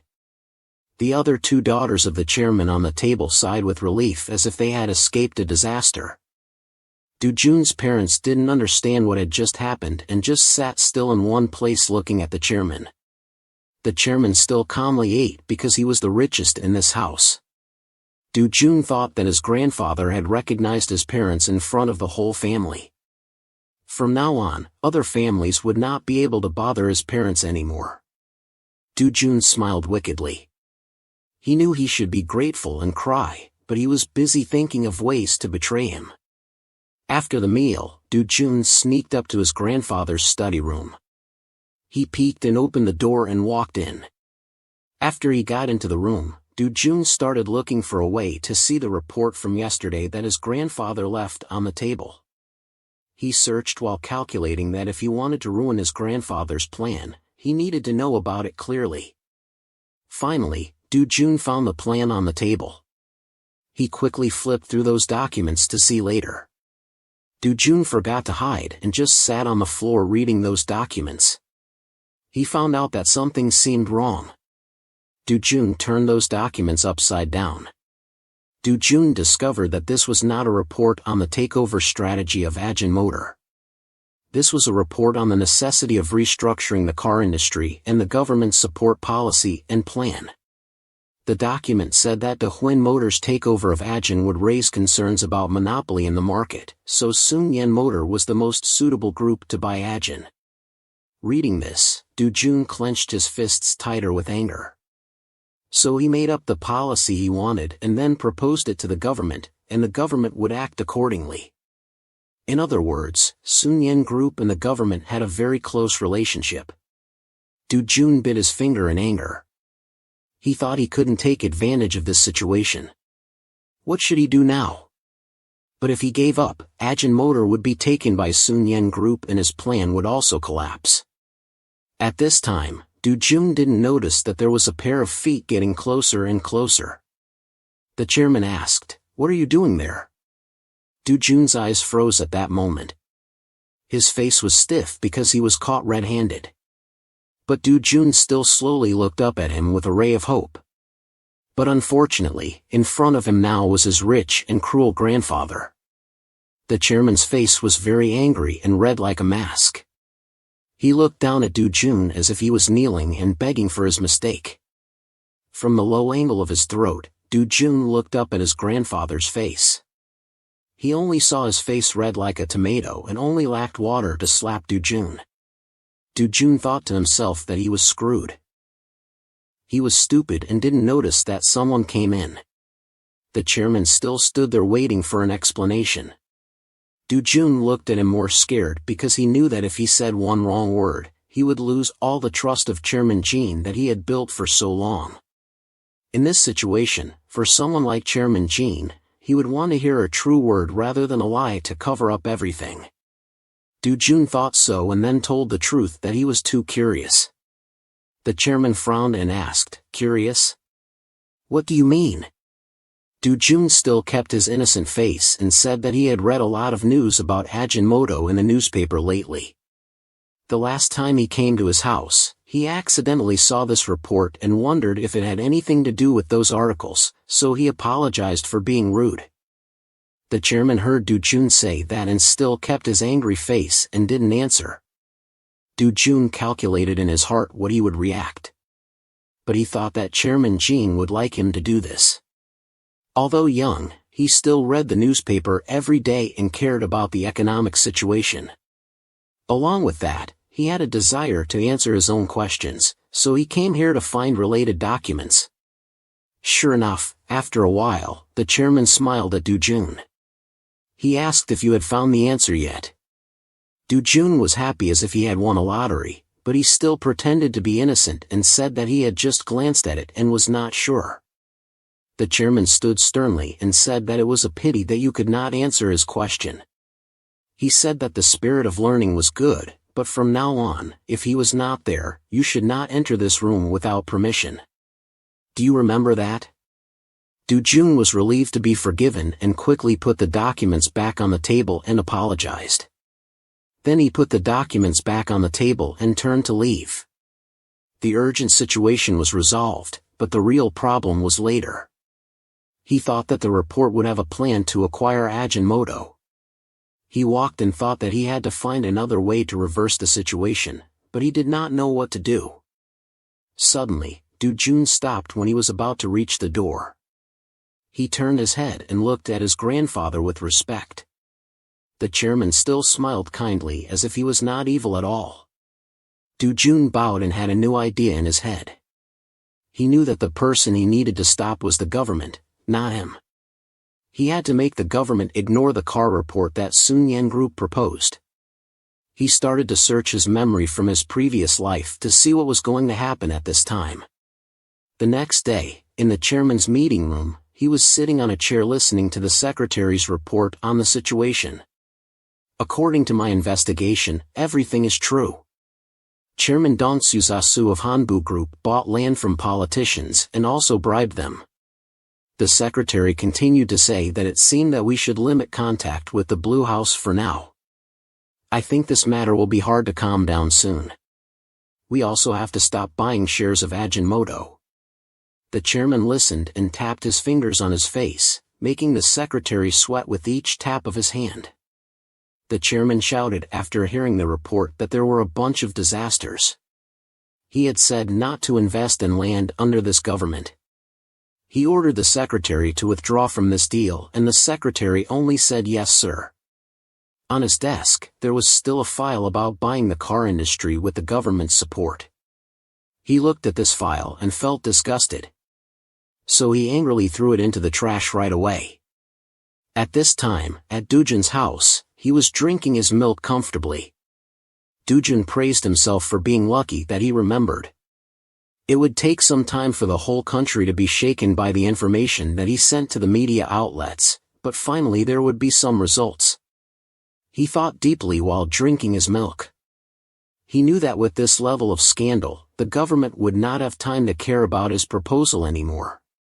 He knew that his business would suffer for a long time, but maybe they would not care about anything else either. Du-jun was very proud that he still kept Ajinomoto. The next day, at Oh-sun's office, Du-jun said, "Uncle, it's time for you to be my colleague."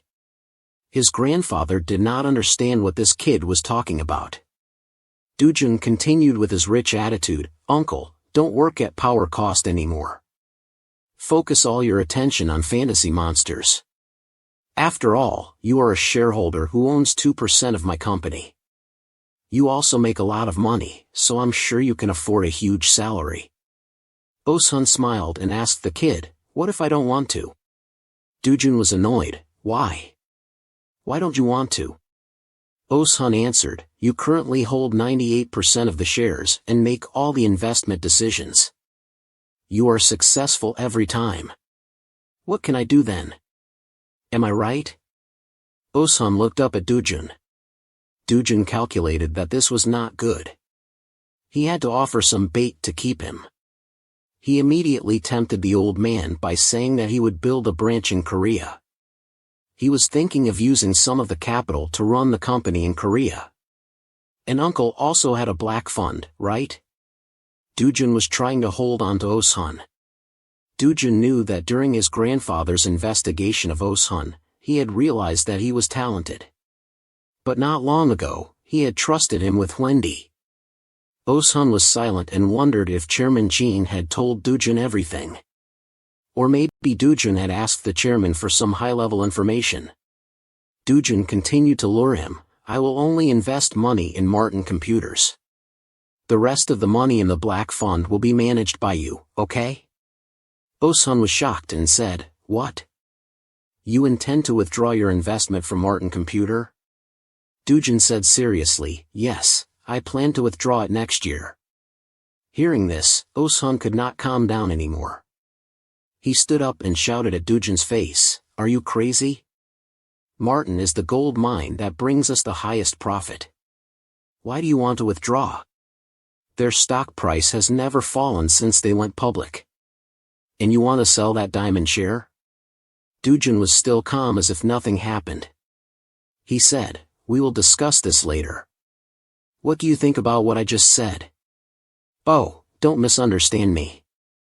I'm not proposing, I'm asking for your help. Osun was more angry when he heard this kid's nonsense. He turned his back to the window and did not say anything. But he still said, you arrange your requirements and report to me later. Then we'll talk more. Dujin was happy when he heard this. He thought to himself that it was okay. Whatever the conditions were, he would accept them anyway. Because what he needed most now was an adult like Osun. Someone who did not treat him like a child and was smart and experienced. The most important thing was that he had a lot of experience and could not be taken advantage of anywhere. From now until he grew up, the only person who could represent him was Osun. Osun asked again, Dujin, I have a question. Where do you want to use the money from Martin to invest? Do you want to invest in Japan? Dujin answered. Hearing Japan, Osun's eyebrows furrowed together. He said no way. He yelled at Dujin's face, you also read in the newspaper that if there is an economic bubble, Japan is the country with the highest risk of crisis. Why do you want to invest there? Dujin still had the attitude of a rich kid and said, Uncle, you know very well that the most dangerous place is also the place with the best opportunity. Osun was furious when he heard him speak, but he felt helpless against this rich kid. He had to make him understand that it was just the words of some successful people.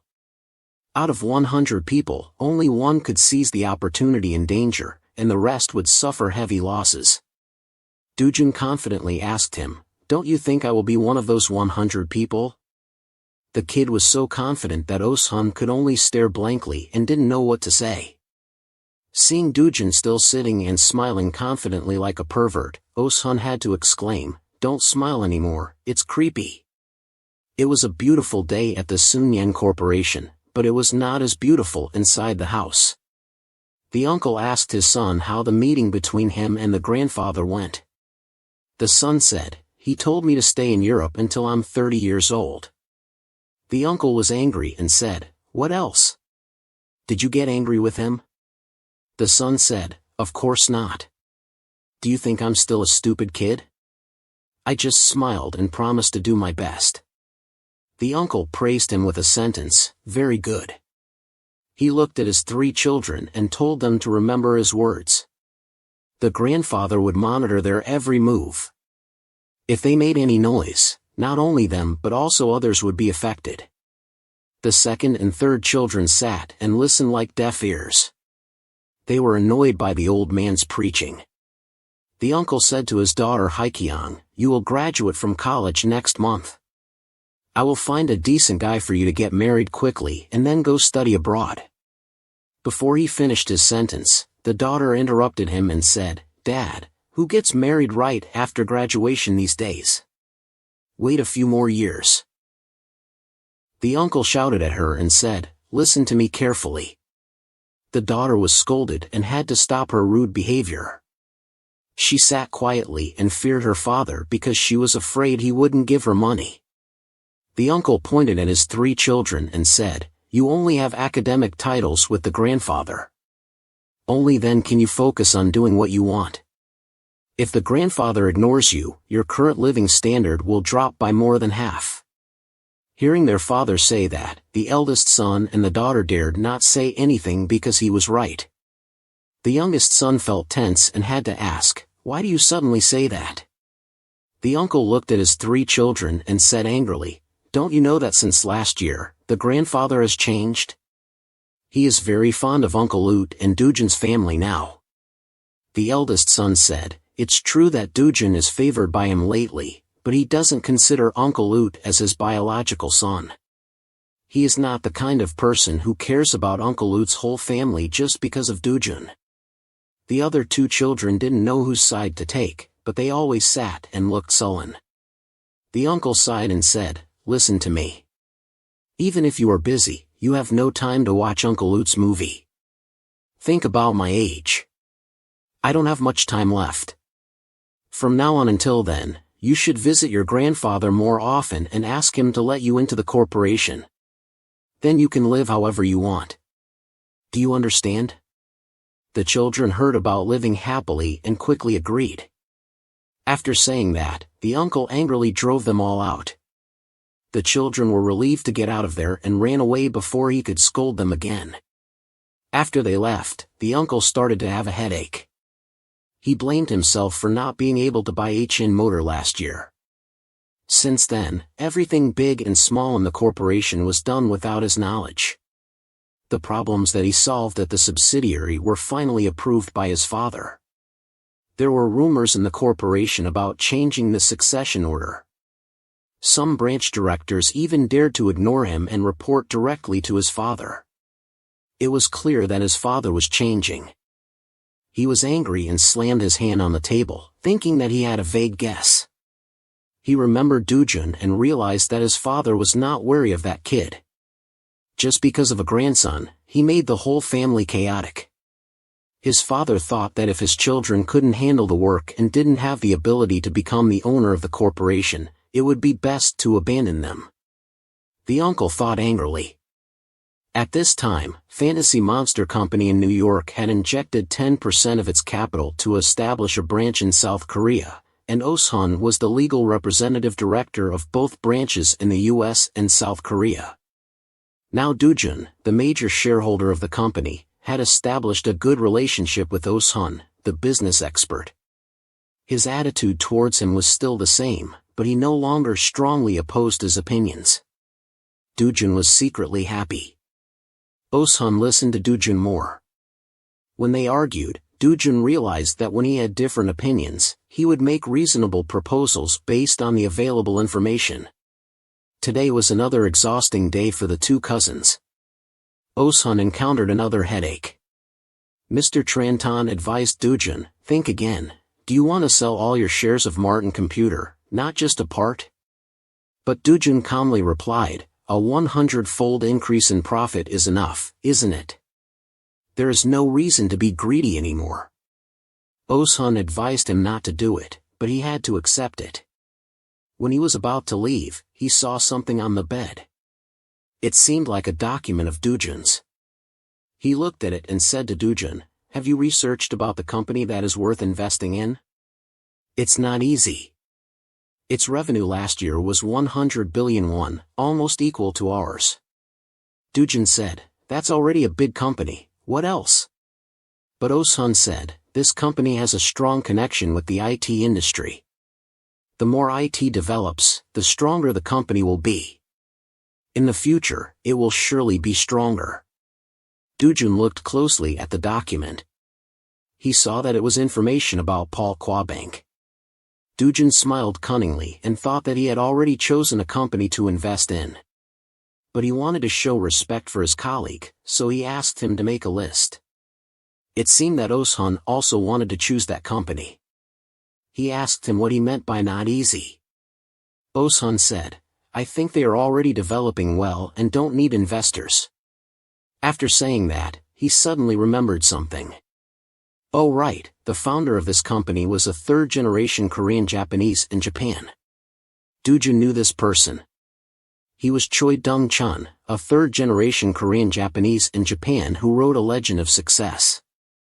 Dujun asked if they planned to list their shares.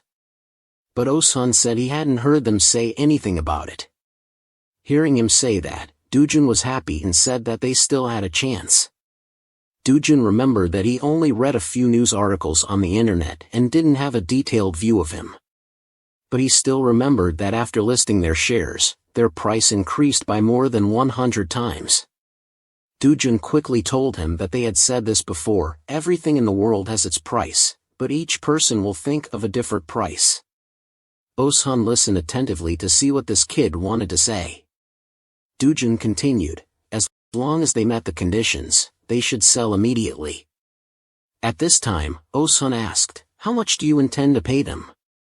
Doo-jun coldly asked back, "What do you think?" Oh-sun was asked back and didn't know how to answer. He thought for a while and raised his 5 fingers. He said as he raised his hand, 5 times. "With this price, after they list, we will get 3% interest on the difference thanks to the first squeeze." Doo-jun smiled and said, "If it's only 5 times, they might not care." Oh-sun heard that and could only scratch his head. He said, "This is really beyond our ability. There must be many investors who want to offer 5 times. In other words, if the price is higher, it's not worth investing anymore."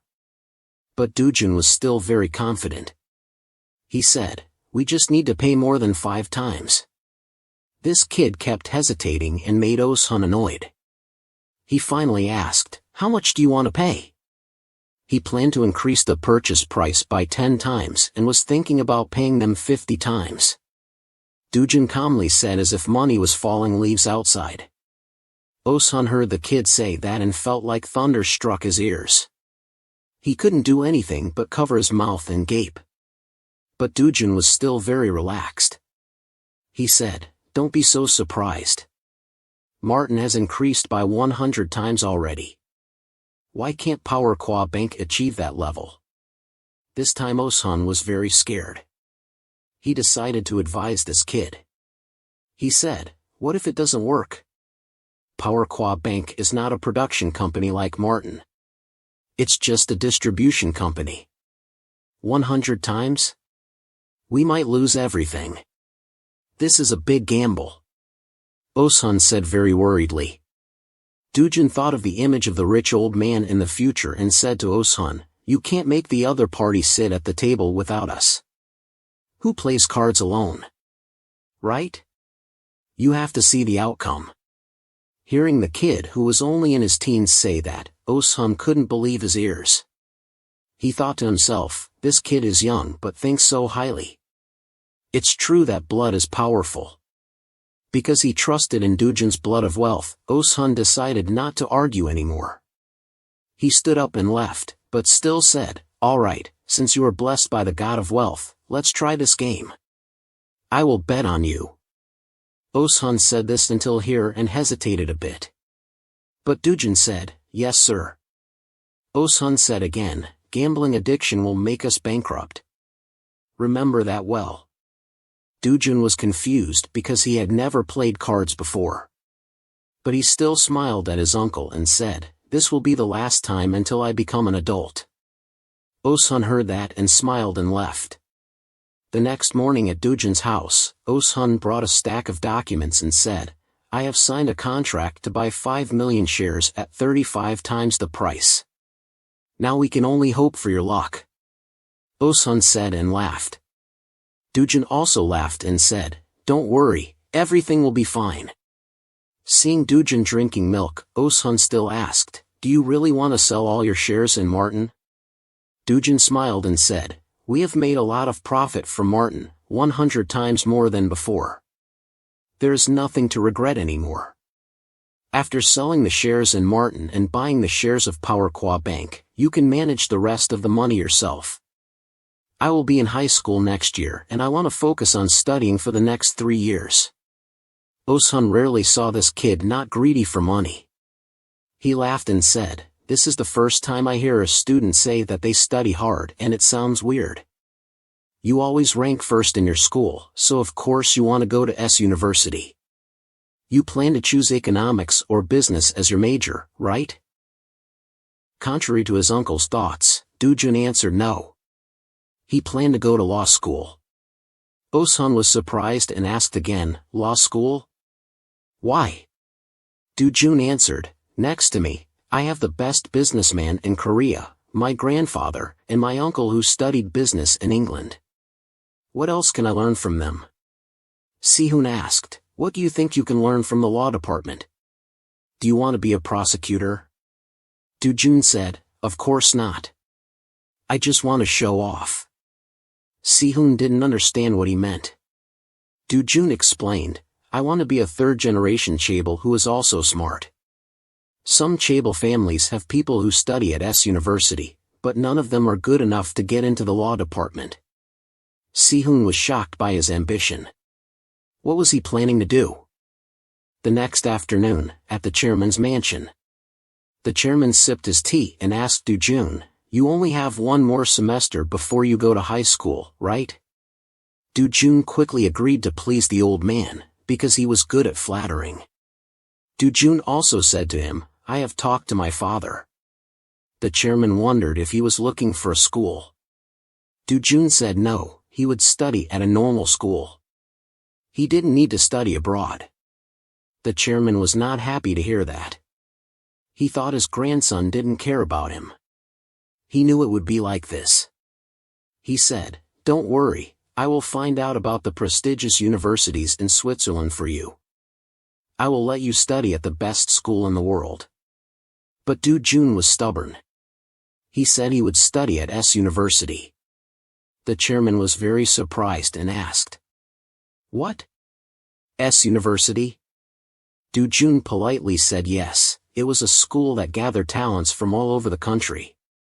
The law and medicine departments had the highest entrance scores, but he liked humanities, so he would study law. The chairman was stunned and asked, "Law? Do you want to be a prosecutor?" Do-jun smiled and said no, he knew his dream. He wanted to be a businessman. The chairman asked why he wanted to study law then. Do-jun said to make him proud. Among the chaebol descendants, no one was smart enough to get into the law department of S University.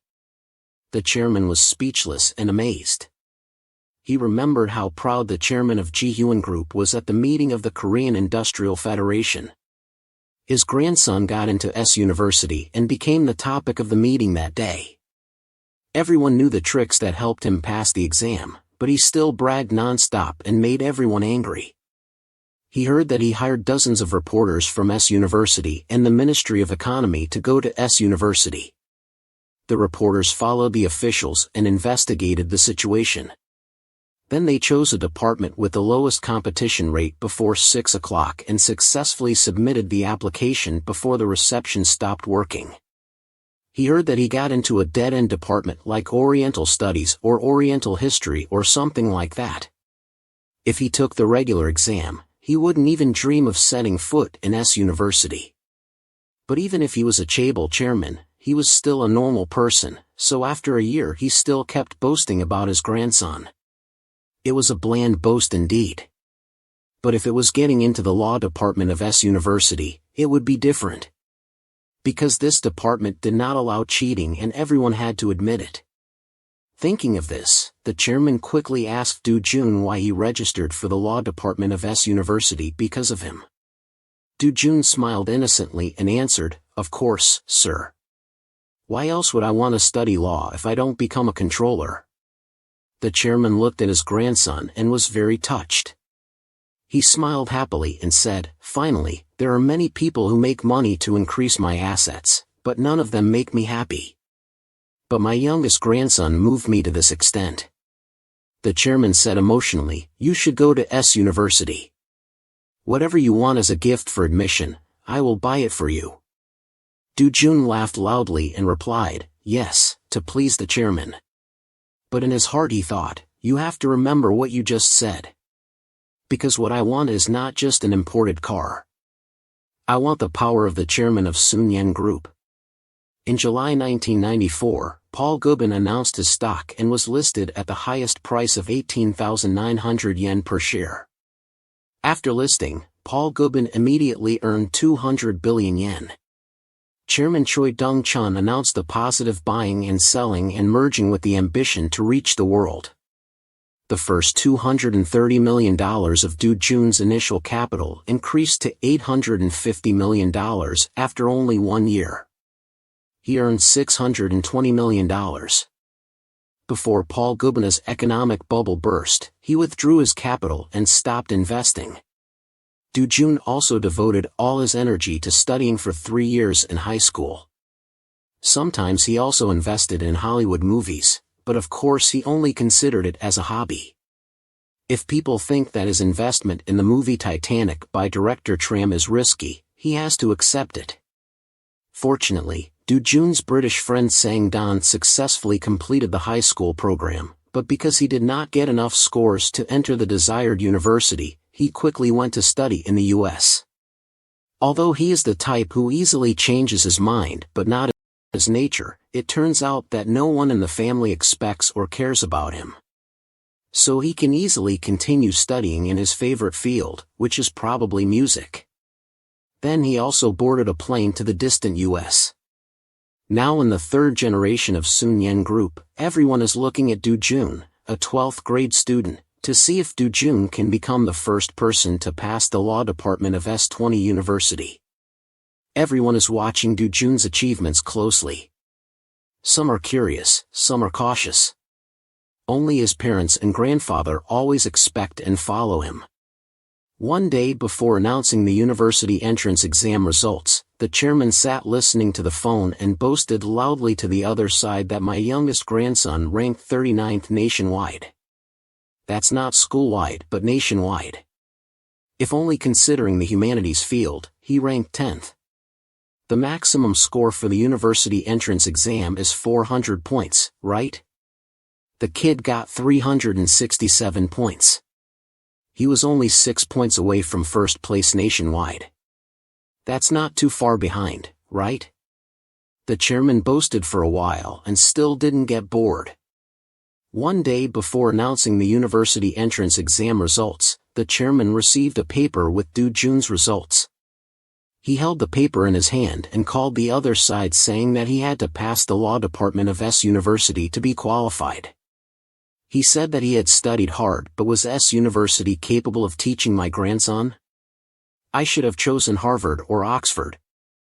I really have to pay all tuition fees for those children who can't get scholarships, but this smart kid will definitely get a scholarship. He pretended to complain to the other side, which was really difficult. After hanging up a phone call with the chairman, he eagerly looked at who else he had to call and brag to. Suddenly he saw a name in the phone book. He picked up the phone and ordered the other end to call the media department to come here. That afternoon at the chairman's mansion, the chairman handed over the paper result to the newcomer and told him to look at this. The man with glasses took the paper result and read it hastily. Then he respectfully bowed his head and congratulated the chairman, but the chairman coldly said that there was no need to congratulate him. He secretly leaked this news out and made sure that the reporters came here tomorrow to take pictures of Do Jun for him. The head of the media department still did not understand the chairman's intention. He was bewildered for a while. The chairman started to scold him for not having any affection. What was so surprising? What would people think? The chairman said casually that there was a rumor that the chairman's grandson would use money and connections to get into universities. But with such high scores, could money buy them? Could they use connections? He had to make sure that there would be no more rumors like that in the future. This time, the head of the media department answered, "Yes, I understand, sir." Then the chairman kept looking at the scores on the paper result. The more he looked, the more he liked his youngest grandson. The next day, reporters came in droves. Cameras flashed at Do Jun incessantly like Lee Min-ho. Do Jun answered in the interview that he had been tutored in each subject by carefully selected teachers for a year. But 10 years of work by the reporters made everyone there stunned and speechless. Do Jun's parents stood aside and felt strange about their son. Do Jun was rich, so he said he was rich. He didn't know what he said was wrong and that everyone was silent. He asked the reporters why they were afraid of the grandson of the richest man in Korea who only learned from textbooks. A reporter answered, "No, it's not like that." Then the reporters below whispered, "But who is the top scorer this time?" Someone else answered that it was a student from Jeju Island. Do Jun said again, "You reporters, you can go to Jeju Island to get news and write an article about me." He said goodbye to them. He wanted them to hear him say that, and they also said yes. Then Do Jun continued, "You can tell by looking that you came here to write an article praising me. My grandfather studied a lot of books, so he would be happy if he read an article saying that I learned a lot from reference books and materials. He had been talking for a while, but the reporters were confused and didn't understand anything. Do-jun's father stood aside and laughed every minute. Then on the first day of 1997 at Sunyen Group, the chairman was enjoying a glass of wine at a celebration party. The guests were also crowded and noisy, all from wealthy families. Do-jun was enjoying a glass of fine wine when he heard someone approaching. "Oh, youngest brother, I heard you made a big splash," his brother said sarcastically. "You saw the interview and congratulated me, right?" he said as he reached out his hand to shake hands with Do-jun. Do-jun was very happy to see his brother. The two brothers shook hands happily. Do-jun said, "Thank you, brother Dong-chun. I also congratulate you for coming back to Korea." At this time, his brother whispered in Do-jun's hand that when he became the director of the Future Control Institute someday, he would transfer his legal inheritance rights to him, so he should handle it well. Do-jun still pretended to be innocent and said that the director of the Control Institute should naturally help the person who was about to become the chairman of Sunyen, who was him, while you were about to become a lawyer specializing in mergers and acquisitions. "Who told you that?" Do-jun innocently answered, "Grandfather did." His brother was shocked. "Really? Grandfather said that?" Do-jun honestly replied, "Yes, as you said, if you study law, it is better to be a lawyer than a prosecutor." How can Do-jun say it so easily and think to himself that this brother is too greedy? If there were no people around, he might be laughing out loud. His brother happily asked Do-jun, "Are you honest? Do you also want to be a lawyer?" Do-jun did not answer immediately, but began to calculate that this guy was the best among his cousins. He was so smart that even Chairman Jean recognized him and also ranked highest in the civil service exam. He didn't know if this guy would become his opponent in the future, but Chairman Jean advised him to be a lawyer to help the group, so he was somewhat relieved. He probably wanted to turn him into a close minion. Then Do-jun pretended to be naive and said, "I don't know yet, actually I'm not interested in being a judge, I prefer to be a prosecutor or a lawyer. I will think slowly during the study process." Do-jun knew that of course he could say the answer that this guy was expecting, but there was no such thing as getting what you want right away. His brother still smiled and said, "That's right, there is still a lot of time, you can think slowly, you just graduated from high school, you don't need to rush to make a decision. Just tell me if you don't want to put those small 6-character books like ants, I will help you find a comfortable position in the group." Haha. Do-jun heard him say that and also thanked him for his happiness. But in his head he thought this guy had made a lot of progress. He could control his expression and show his ease. It seemed that living abroad had helped him grow up. His brother continued to show his concern and said that he had to help his younger brother have fun after this party. "You just follow me. I will slowly show you how beautiful and interesting this world is." Do-jun heard him say that and just nodded and smiled for his happiness. His brother was probably too happy and even patted Do-jun on the shoulder like a blood brother. After a fake affectionate scene between brothers, his brother also left. Do-jun looked at his brother's back and whispered, "That's right, just live happily and enjoy the world because in the future all you have is the memory of that beautiful life." At this time suddenly there was a flattering voice saying, "Oh, this little guy, how did you get such high scores, huh?" Do-jun was about to turn around to see who it was. Then his aunt flattered again saying, "I wish my child was half as good as you." His uncle also intervened and finally on his wife's side there was also a junior of his uncle in the study process. If there was anything you didn't understand just feel free to ask Uncle, okay? Do-jun will help you with all his heart. His aunt heard her husband say that and started to get annoyed. "Junior, huh? You graduated from S. University but you didn't even have a chance to see the gate of S. University." The husband argued back, "I didn't say she was a junior from the same school. She is a junior from the law academy." The aunt suddenly changed her attitude and said, "That's great, Do-jun. Next time, invite your uncle to be your tutor. He failed to win the election, so now he just sits at home all day. At this point, Do-jun remembered that his uncle had not been elected in the parliamentary election in April. He had not known his own limits and had stubbornly refused to listen to his grandfather's advice to run in Seoul. Even this aunt had secretly taken money from the shopping center to invest in her husband's campaign, but it was still a waste of effort. Do-jun looked at the couple who were unhappy with each other, probably because they were poor.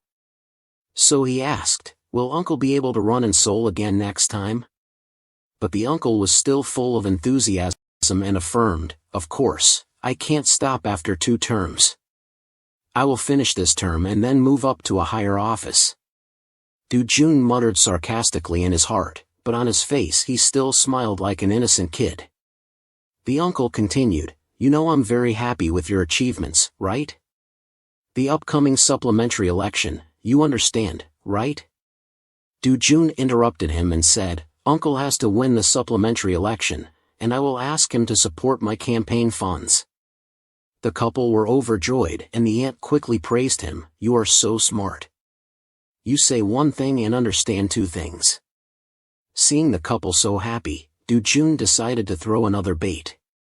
He said, "If uncle doesn't agree to support me, then I will help uncle.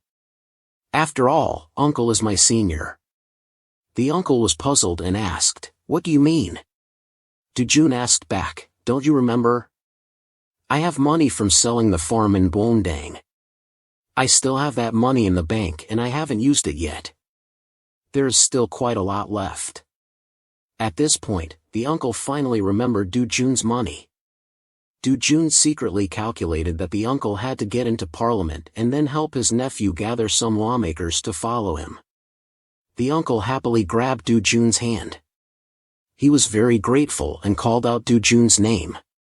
Late at night after the party that day, a luxury car carrying Do-jun drove on the road.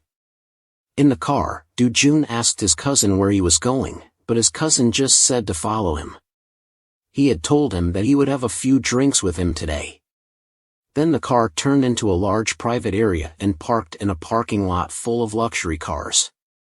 Seeing Do-jun's bewildered look, his cousin asked, "Is this your first time here?" "This place is only for my friends and a few younger cousins. My father rarely comes here." He also added that when you want to be alone, just come here. It's very quiet. In fact, Do-jun also knew that this was Jang Pyong's villa of Vice President Jin Jong-ki. In his previous life, he had never set foot here. He didn't expect to be invited here today. At this time, a servant ran out and greeted them respectfully. So his cousin asked him if she was waiting in the house. The servant hesitated and said that Miss Dong Hae-swon said she had to go out for a location shoot today and couldn't come. Do-jun knew that Dong Hae-swon was an actress who appeared in the weekend drama that currently had the highest viewership record. At this moment, he heard a slap sound that made him jump. His cousin had just given the servant a painful slap on the ear. He shouted, "I told you today is an important day, didn't I?" Then he kicked the servant hard and cursed him as an idiot. The servant fell down in pain, but his cousin still scolded him mercilessly. Then he continued to kick him like a dog. He said, "I told you before that even if you have to grab her hair or kidnap her, you have to bring her here." Do-jun looked at this scene and couldn't stand it. He remembered that he had been beaten like that in his previous life. His cousin kicked and yelled, "I paid you money to do these stupid things? Your damn family should find a way to go." Seeing him abuse the servant like that, Do-jun decided to speak up to calm him down. As soon as he spoke, the cousin stopped. He angrily said, "Didn't we come here today to congratulate you? You lost interest and want to go home?" The cousin looked at Do-jun as if he was very annoyed. Then the 2 brothers didn't say anything and looked at each other. Only the servant who was beaten cried and broke the silence. After a while, the 2 brothers faced each other. At this time, the cousin said, "I forgot that Do-jun has a different personality. And today you are the main character." Then he turned to the servant and said, Thanks to Du-jun, you are spared. Go quickly. The servant was scared and ran to the car to go home. But he had to stop because he heard Du-jun call him sweetly, brother, please. Du-jun continued, I just came to play for a while and then go back right away. Can you take me home? The servant was also afraid and nodded without saying much. When the cousin asked Du-jun why he didn't stay until tomorrow afternoon, he replied, no, I'll go back soon. I'm a bit tired from meeting so many people at the party. The cousin didn't insist and said, okay, whatever you want. Du-jun really thought that a golden opportunity had appeared, so why should he waste time staying here? He looked at the servant who was waiting in the car. Then he smiled smugly. This was the opportunity to make Jin Jang-chul's loyal servant join his side. Inside the house, on the table full of expensive wine, the cousin comfortably invited Du-jun to sit on the sofa in the living room. Then he picked up a bottle of wine and said to Du-jun, here, let's start lightly. Have you ever drunk beer?